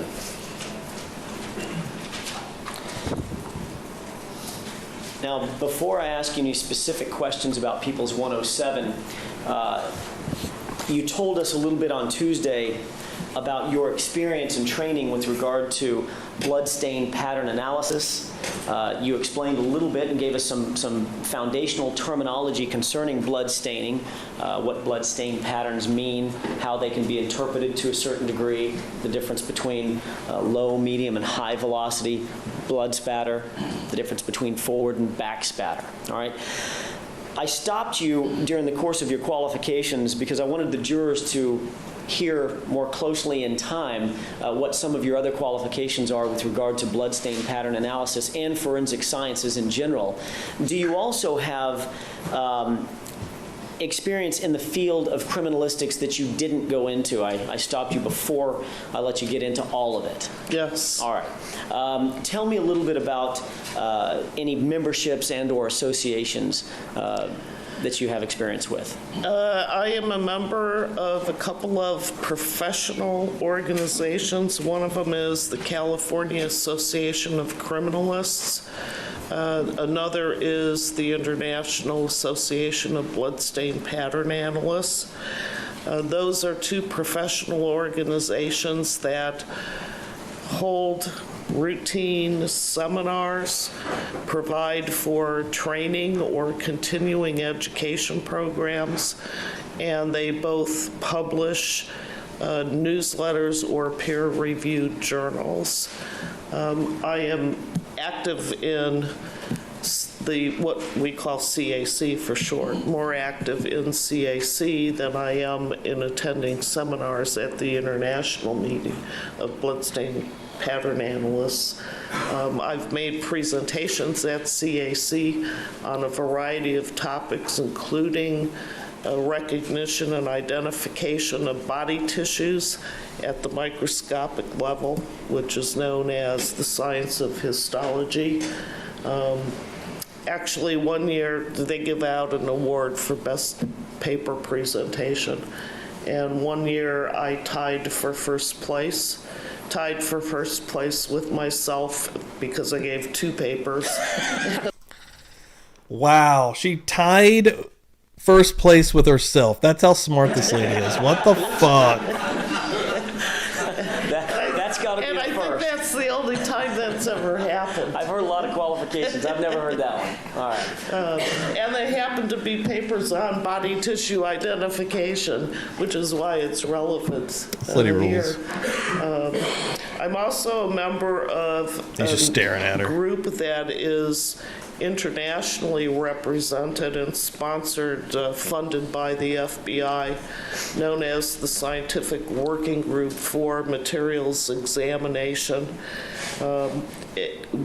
We are a group of people that are recognized experts in particular areas that meet and work on setting professional standards of practice, quality assurance standards, training standards, and voluntary guidelines for proper procedures and analysis in particular areas.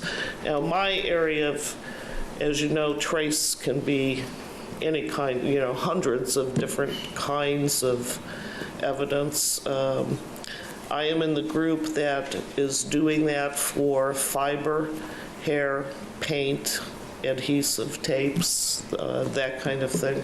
Through that group, there are international members, and for example, the European countries have now banded together to form a similar group, and we have liaisons.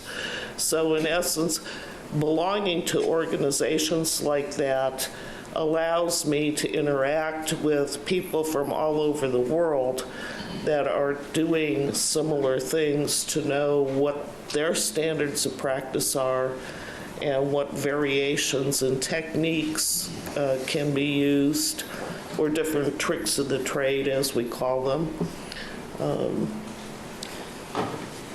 I have served as technical liaison to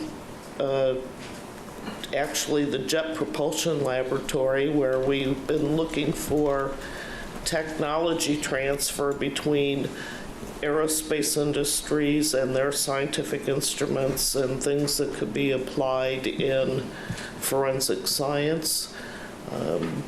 I have also served as a technical advisory panel member to a company that was preparing and has prepared a needs assessment to the National Institute of Standards. That's the organization that makes certain standard materials that all laboratories can use to ensure their instruments are operating properly, that type of thing. I've also been an invited presenter to a number of international symposia, including one in which I did a presentation on evidence recovery associated with skeletal remains. Another was on impression evidence. Another was on body tissue identification and hair identification from many different kinds of animals, not just humans, because we do run into animal and vegetable materials that are important in some crime scenes. I did another presentation that had to do with adhesive tape, duct tape, and ink. These were all based on case-related researches that I had to do in order to answer specific questions for that case. Have you also been asked to peer review certain articles for industry periodicals as well as for industry textbooks? Yes, I have done several peer reviews of technical articles. When you publish an article in a reputable journal, it has to go through what is called peer review. The editor sends your scientific work out to several experts in the area who read it and determine whether it in fact is solid scientific standing and should be published and would be therefore acceptable to the general scientific community. Most recently, I've reviewed 2 chapters for a book that's yet to come out by the identification people known as the source book. And the reason I reviewed those chapters is it has 2 chapters on how skin and friction ridge develops and forms and maintains its integrity throughout your life. And my education in histology, or the scientific identification of body tissues through the microscope, has always been applied from the time I first learned it to something in forensic science, even if it's not in my little niche in the lab. All right, Dr. Harrell, thank you for that. And that brings us full circle. Now I want to talk about some of the body tissues that you did or didn't find on Philip Spector's jacket. Placed on the overhead what's been previously marked as People's 107. Do you recognize what's depicted in this photograph? Yes. How do you recognize it? That is item number 19, as I know it, a white jacket related to this particular case that I examined initially for the presence of any information that it could provide in the case. And as with the other clothing, what you see here is a representation with the red arrows and the green arrows. The red arrows are pointing to places where there is blood on the white jacket. And obviously, we're not seeing the back of the jacket. I'll get to that photograph in just a second, People's 108. You indicated, Dr. Harrell, that on the slip dress, there were certain, not all of them, but there were certain blood stains that you could actually apply a certain directionality to, correct? Yes. Are these arrows meant to represent any directionality on this particular garment? No, this garment is actually a little bit different than the other ones for several reasons. Most of the blood stains on this jacket are mist-like. You can barely see them with your eye, but you can see them because it happens to be white and not black. But at the same time, there were several locations on the jacket where there were little tiny pill balls of a dark blue fiber or a black fiber. And if you were just looking at it by eye, you could misconstrue those pill balls as being blood stains. So I examined it stereomicroscopically and in fact put an arrow down where every inch of it I examined, and I put an arrow down for every blood stain on this garment that I could find. They are so tiny that when they hit the fabric, they actually followed the line of the thread of the fabric. So it artificially may have an appearance that it has a direction, but by capillary action, it goes along the fiber. So I am not trying to indicate direction with these arrows like I did on the slip dress. Because this mist-like pattern staining that appears on this jacket is simply too See me small out there. to I assign see you lurking, any kind of directionality hanging to. back there. Correct, and it's a different kind of fabric, so it's made of a different kind of fiber, and the blood followed the line of the fibers. It's actually wool. Dr. Harold, you indicated that you looked at every inch of this jacket, correct? Yes. Under a stereo microscope. Yes. And you specifically looked at this jacket with an eye toward trying to find any blood material that may appear on the jacket, correct? Yes. And you looked at the front and the back, is that right? Yes. You looked at the left and the right sleeves. Yes. You looked at the front of the sleeves, you looked at the back of the sleeves. Yes. Take a look at People's 108 as well. And the inside. The interior, the lining of the jacket as well. Yes. All right. Yes.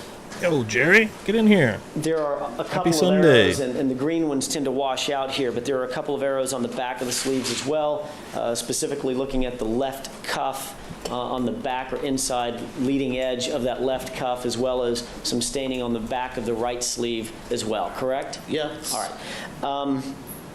I'll get to the other types of staining that you found on this jacket in a quick second. You mentioned something that I want to make sure we clear up for the jurors. Some pill balls, you said. Yes. Are you talking about, I've got some old t-shirts at home or some older clothes that I haven't tossed out, and I probably should, but when the fabric gets a little bit frayed, the actual fabric can create a tiny little pill? Yes, or you pick up lint. You may see it as lint, but in my world, under the microscope, there's actually fibers or things. I see. Yes. Okay, so that's what you were differentiating between when you said I was looking under the microscope.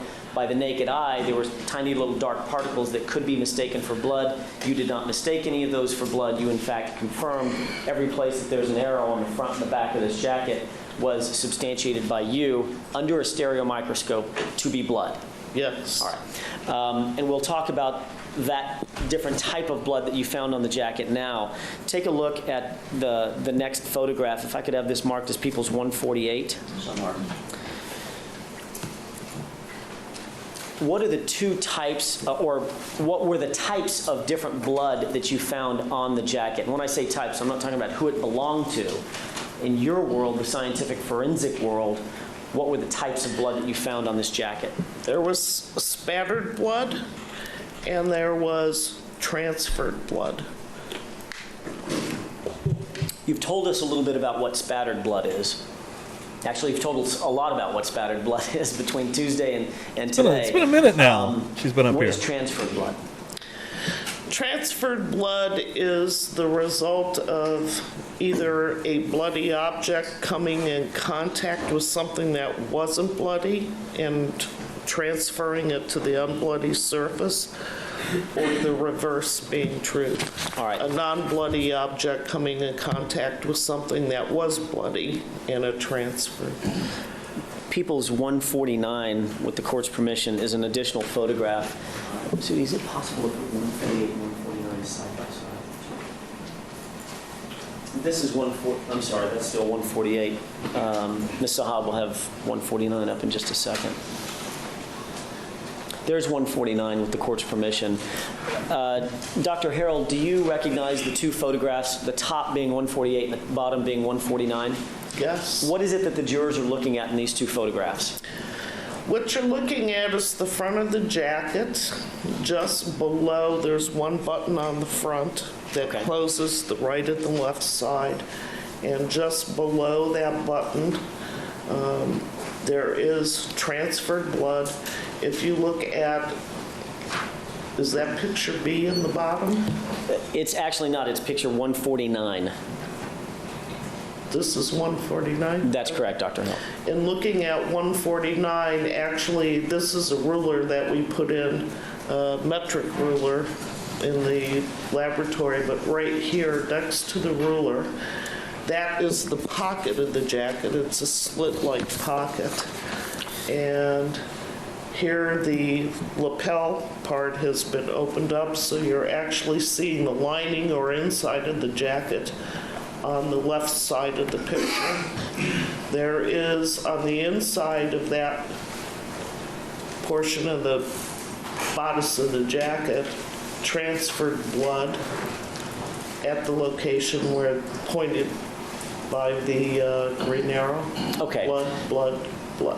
To orient us a little bit, because these are close-up photographs, there's a pocket to the right side, the far right side of People's 149. It appears to be a pocket, correct? Yes. That's the left pocket on the jacket, right? Yes. Correct. All right. Another thing that may be a little bit confusing, first of all, with regard to the blood staining that we're seeing, if you could use me as a mannequin, the stain on People's 148 on the top is on the outside close to where a button is, correct? Or maybe beneath the button? A little bit below the button. Okay, so that would be in this area of my jacket, if I'm pointing to the abdomen area of my jacket, close to the hem. Yes. All right. The other portion of the jacket that we're looking at is folded over, and it's the inside of that basic same area, a mirror area of the top photograph, correct? Yes. Okay. One other little bit confusing thing to me when I first looked at these photographs, this is actually a woman's jacket, isn't it? Based on the right and left buttonholes, Right. and I recognize the label manufacturer as being a woman's clothing manufacturer. Okay. I actually don't know if they manufacture men's clothes, but Okay. But for our purposes, a man's suit normally buttons, the button is on the right side and the buttonhole is on the left side. On this jacket, it's reversed. The Yo, button is on the Michelle, left side and the morning. buttonhole is on Actually, the good right afternoon side. here. yes. Okay. I don't know where you're at. Consistent with We're on the East design. Coast. Yes. All right. Getting the afternoon Take a now. look at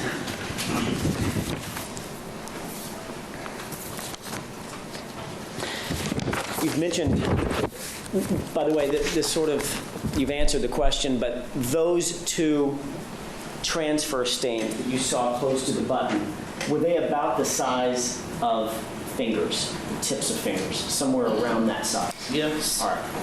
Something bloody came in contact with the outside of the right side of the jacket and the inside of the left side of the jacket, close to or just beneath the button area, correct? Yes. You also mentioned that there was spatter on the jacket as well. Yes. People's next in order, I believe, were at 150. 150, yes. This is a very, very difficult to see what you're talking about, so I'm going to see if maybe Ms. Sahab can increase the size of that photograph. It's a different angle. Okay, let's go ahead. This has been marked as People's 150. Ms. Sahab is going to put on the overhead the same photograph just laying on its side at a different angle. Does that appear to be the same photograph, Dr. Harrell? Yes. Now Ms. Sahab has an opportunity to, if you could just highlight the tips, maybe all three arrows. Yeah. What is it that the jurors are looking at with regard to these three arrows? What were you trying to highlight? At the end of the red arrow is spattered blood. All right, that's the type of sub-millimeter mist-like blood that you're talking about? Yes. All right, before you go on, I want to make sure we can orient ourselves size-wise. You use some arrows there, that giant arrow that has, I don't know if it's a 15 or a 51 or what that is on there. Do you know what that is? It's, I believe, a 15. Okay. It's gigantic, obviously, and it looks like that blood spot is pretty big as well. Is this an example of the arrow that we're looking at? Yes. So you placed an arrow on a white board, I'm sorry, on a white piece of fabric consistent with the arrow that I just placed on this white board, right? Yes. So at the end of that arrow, if we use this arrow as a relative size scale, that's the size of blood spatter that the jurors are looking at. Yes. Okay. The blood is this discoloration.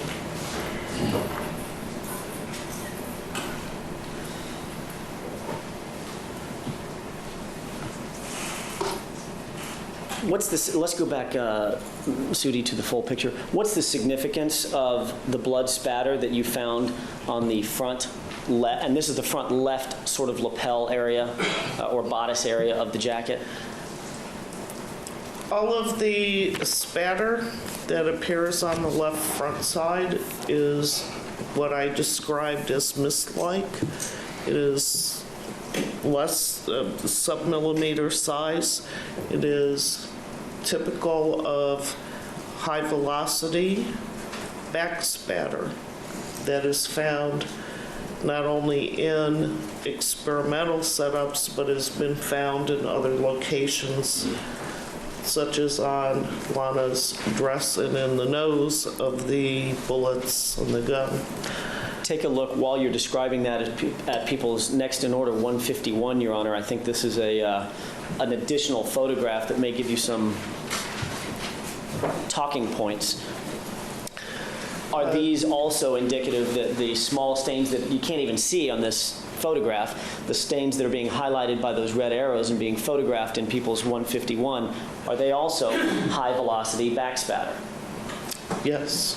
Describe that, what it is that the jurors are looking at here. I have placed a red arrow at every place that I found. You can barely see the dot there, there. Yes. So once again, those all were microscopically blood. And when you say microscopically blood, if they're so small, how can you tell that they're blood?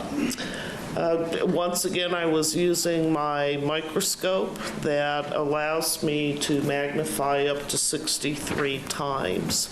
A typical handheld magnifying glass is somewhere around, depending on what quality you buy, typically 5 to 10 times. In forensic science, we have microscopes that allow for magnification higher than that, while looking with both eyes and having reflected light come down on it to aid in what you're looking at. The microscope that I have is at 63 times. Between my education, experience, and what I can see, allows me to see items that I can identify as blood. Red blood cells are 5 microns across, and with the correct stains and lighting, blood stains and lighting, I can actually see red blood cells. So you're looking at these stains not just under normal magnification, you're looking at them at the basically the cellular level. Yes. All right. Take a look at what's been marked as people's 152. Do you want to mark I'm sorry. 152? I'd like to mark 152. Okay. I'm getting ahead of myself. Is that one of the stains that you found on the fabric? Yes. Does that show the weave of the fabric? Yes. Does that also show this capillary action that you described? In other words, when the stain is embedded on the fabric, it tends to be drawn to the shape of that particular fabric. Yes. These, actually, what you're seeing is the texture of the fabric, and each one of these, what looks like a hole, is actually part of the weave. There's multiple yarns in there. And when blood is wet and impacts certain kinds of fabrics, there's a physical phenomenon known as capillary action where it can be drawn along the individual fibers. This happens to be wool. So, for example, this little white thing here, that's like a single wool fiber, but wool is actually sheep hair. It's non-absorbent in the sense of different than cotton, but more absorbent than something like polyester, which is a completely synthetic fiber and won't take in any kind of fluid. And it was my opinion, conservatively, given this phenomenon occurred in the preponderance of the stains, that I would not assign a directionality to them. Some of these tiny ones, even as being this tiny, you could get a direction. But given this fabric, I was not going to assign a particular direction to them. Dr. Harold, that stain appears to be, I mean, we've got it magnified enormously on this overhead. We're talking about a sub-millimeter size particle that was flying through the air and impacted this white jacket, correct? Yes. Could you draw any conclusions? This appears to be longer than it is wide, or longer than it is tall, however you want to put it. Could you draw any conclusions about the relative size of this spatter as it was flying through the air, this sub-millimeter size spatter as it was flying through the air before it impacted this jacket?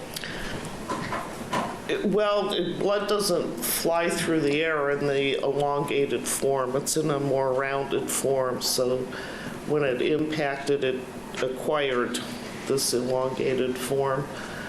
Given its size, even in the elongated form, it falls into the category of the mist-like back spatter that typically cannot go farther than 2 to 3 feet. Due to the physical principles of blood, small droplets moving through air. So the fabric, based on that science alone and the laws of physics that you described to us on Tuesday, that piece of fabric that has that blood stain on it was within 2 to 3 feet of the bloodletting event that ended up being on the jacket. Yes. Take a look at people's next in order. That would be 153. Yes. Did you also find staining, and I think we saw the arrow on this a little bit earlier. I want to draw your attention more pointedly to it. Did you also see any staining on the leading edge cuff of the left sleeve of Mr. Spector's jacket? Yes. Describe the significance of that, Yo, please. Ember Burns, what's up? In picture B, Get in here. it's actually my hands in the gloves. I've taken the cuff. There was a blood drop that just was right square on the edge of the cuff, and part went in and part went out. So I've taken that fabric and spread it open to take a picture of it. And that is this stain here appearing in between the red arrow and the green arrow. What this means is that cuff, and actually there are 2 other stains that are appearing on the sleeve on the back side. That fabric was in a position that would expose it to the flying blood at the time of discharge. In other words, that fabric was raised toward you gotta get the front and the back, toward the back spatter. It had to be accessible to getting spattered because blood does not fly around corners. And you also saw mist-like staining on the back of Mr. Spector's right sleeve as well, and we've already seen photographs of that. Sorry. Yes. When you say that jacket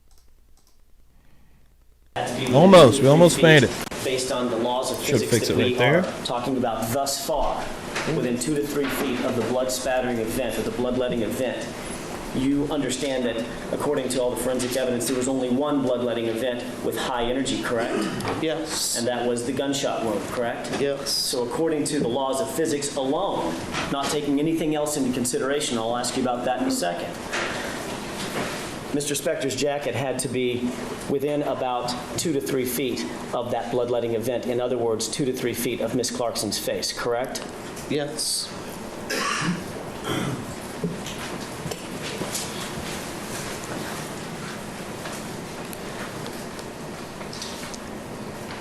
Is there anything forensically, Dr. Harold, that establishes in your mind that the jacket was actually closer than the outside boundary that you've given us of, let's say, 3 feet?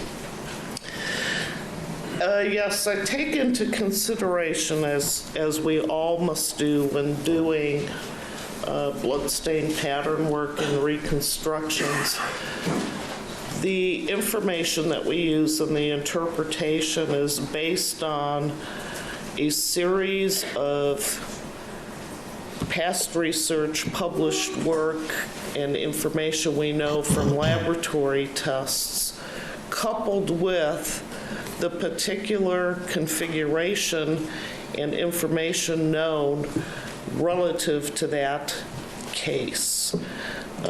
For example, the other day I said, we can't just go around shooting people. What we have. Thank you, Amber. Appreciate that. A scene in which we have a series that one kind of took me off guard too, hearing it like that. We can apply based on laboratory studies, compounded with what actually appears at that scene. And in this particular scene, you have a blood spattering event, which is back spatter from the gunshot. You have the ability to look at other items around you and see that this fine mist-like spatter has gone down to the hem of the skirt, can appear on the chair, that there is blood flow on the jacket, but it's flow on the jacket, it didn't blow all over the room. And you have other spattering events, including the drip, drip, drip into the purse, but that appears to be contained either in the purse or under the purse, which can create a small spatter like this. You have a jacket that has an array of spatter over a given distance. Also, drip, drip, drip kind of spatter tends to vary in size. These are all pretty consistent in size. So if I overlay that information along with what we know about maximum distances based on laboratory study, it is my opinion that this jacket was closer than the 3 feet. Can you give us an approximation of how much closer?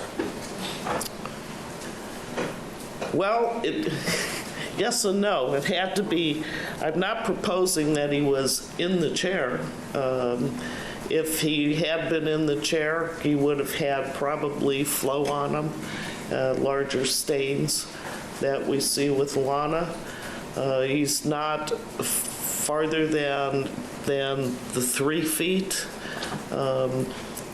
And he's got to be outside the perimeter of the chair, so he's within that 2 feet of the chair. I'd like to mark as people's next in order 154, and we should be winding down on the new exhibits, Your Honor. We're going to be with this lady for a while, I feel like. 3 photographs. Because we've been on the prosecution this entire morning. The no defense questions. Of Mr. Spector's right sleeve. You see that? Yes. Are those blood stains consistent with the atomized or mist-like spatter that you've talked about being consistent on the rest of the jacket? Yes. Predominantly on the left side of the jacket? Yes. All right. Based on everything that you've told us, can you tell us, was the person wearing this jacket facing toward or away from Miss Clarkson when she was shot? It's my opinion that this jacket most likely was on Lana Clarkson's right side, given that her head was slightly to the right and you have an array of blood stains that roughly go slightly off-center toward her right. If the jacket was to the right, it would be within that region of blood spatter to be exposed. For example, if it had been on the left side, there's nothing on anybody's left side, nothing on the chair, nothing. So the left side is pretty much excluded. So his jacket is forward facing because blood's not going around corners, and the arms had to be raised such that the spatter on the back could get there from the spattering event. May I, Your Honor? Yes. So, based on your testimony, I'm going to try to not block my view, using you as and your chair as a distance from the chair. based on your forensic scientific reconstruction, you can say that that jacket was closer than 3 feet. As I'm standing to you, I'm closer than 3 feet, correct? Yes. I'm standing just to your right, correct? Yes. The left panel of my jacket is facing you, correct? Yes. Your head, as we are discussing this right now, or as we're talking right now, is slightly to the right, correct? Yes. The left sleeve of the jacket had to be up, correct? Yes. The right sleeve of the jacket had to be up, correct? Yes. And you still see the left side of my jacket, the panel of my jacket, is facing what would be the bloodletting event, correct? Yes. Wow. On that note, I want to let the jury go because I need to talk to counsel for a couple minutes, schedule some things. Ladies and gentlemen, I'm going to hear a motion at 1:30 which will not require your presence, so I'm going to excuse you until 1:45. With the exception, juror number 6, we need to get into the matters we talked about the other day concerning what you may have seen in the paper. What has I'd ask you juror to come number back at 6 seen? 1:40, Dear rather than God. 1:45. We'll do that in about 5 minutes, hopefully. So the rest of the whole jury panel is the group 1:45, juror number 6 at 1:40, the witness at 1:45. Keep in mind the admonition. Hell yeah. Another day down here in the church.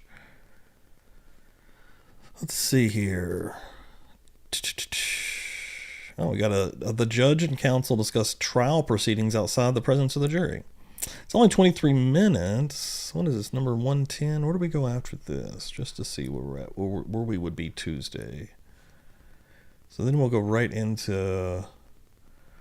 Yeah, we're with her for a few more parts. So 5, 6, and 7. So that's potentially 3 more hours. So we'll probably even go into next Sunday morning with her, I'd imagine. Maybe. We'll see how it plays out. But yeah, I'm going to call it right now. What an awesome morning, though. It's been an incredible morning here in the church. I appreciate everyone for coming through here. We gave away 3 stickers this morning. Oh, yeah, 4 stickers this morning. Excuse me. Got these bad boys in. 2 of these guys went out alongside these guys right here, the Meowler Church Kitty Priest stickers. Congratulations.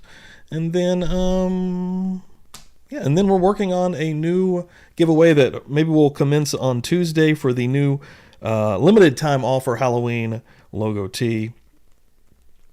And hold on, let me just make sure I've got... Oh, yeah, that's right. Yeah, Meg P actually won the 2 stickers this morning. I was sitting here like, who won this morning? But yeah, it was Meg P who came through and just showed the hell out and went crazy. Tomorrow night, guys, come through. I'm working on a probably 8 p.m. I need to work out the for sure time, but probably around that time for a show. It's going to be a Sarah Boone show. I've got an awesome guest coming on. It's going to be a lot of fun. It's going to be interesting. You guys have to come and see exactly what we got planned. And then, of course, Murder Church again here, 8 p.m. Eastern Time on Tuesday night. And then Wednesday, we've got streams all week long, folks. Keep an eye on Publicly Buzzed. If you're not following, please do so. And also on X, I will get that link up as well, because that's where you can see most of the updates pretty much all day long as I post on X. So here, take this. Bada bing, bada boom. Boom. And then right here, Jessica for Justice will be streaming later today, here in a moment, actually. And she'll be on Kick hanging out and watching some Love After Lockup. Those are awesome streams, and she's awesome. And let me get her link in here as well. Bada bing, bada boom. There you go. Go give her a follow. And yeah, again, tomorrow night, I'm going to be hyping up all of this. Streams all week. Tomorrow night, though, Sarah Boone stream. Her trial starts this week. It's going to be a doozy. Come the fuck through. Everyone that came through and showed out this morning, thank you all so much. Buzz Nation is where it's at. Let a friend know. And yeah, we'll keep growing this thing. That's what we'll do. Keep doing it. And if you didn't see the Kick stream for Publicly Buzzed Friday night, that's only going to be there for a limited time. I'm probably honestly going to get that down probably today at some point. I'm going to record that, get that down, and it will become a Patreon exclusive, folks. All new members, go check out the video section. New member posts happen all the time. I'm usually showing off the kitties, showing off Gypsy. So keep an eye on everything. Let's go. Have a great Sunday. Boom. Experts.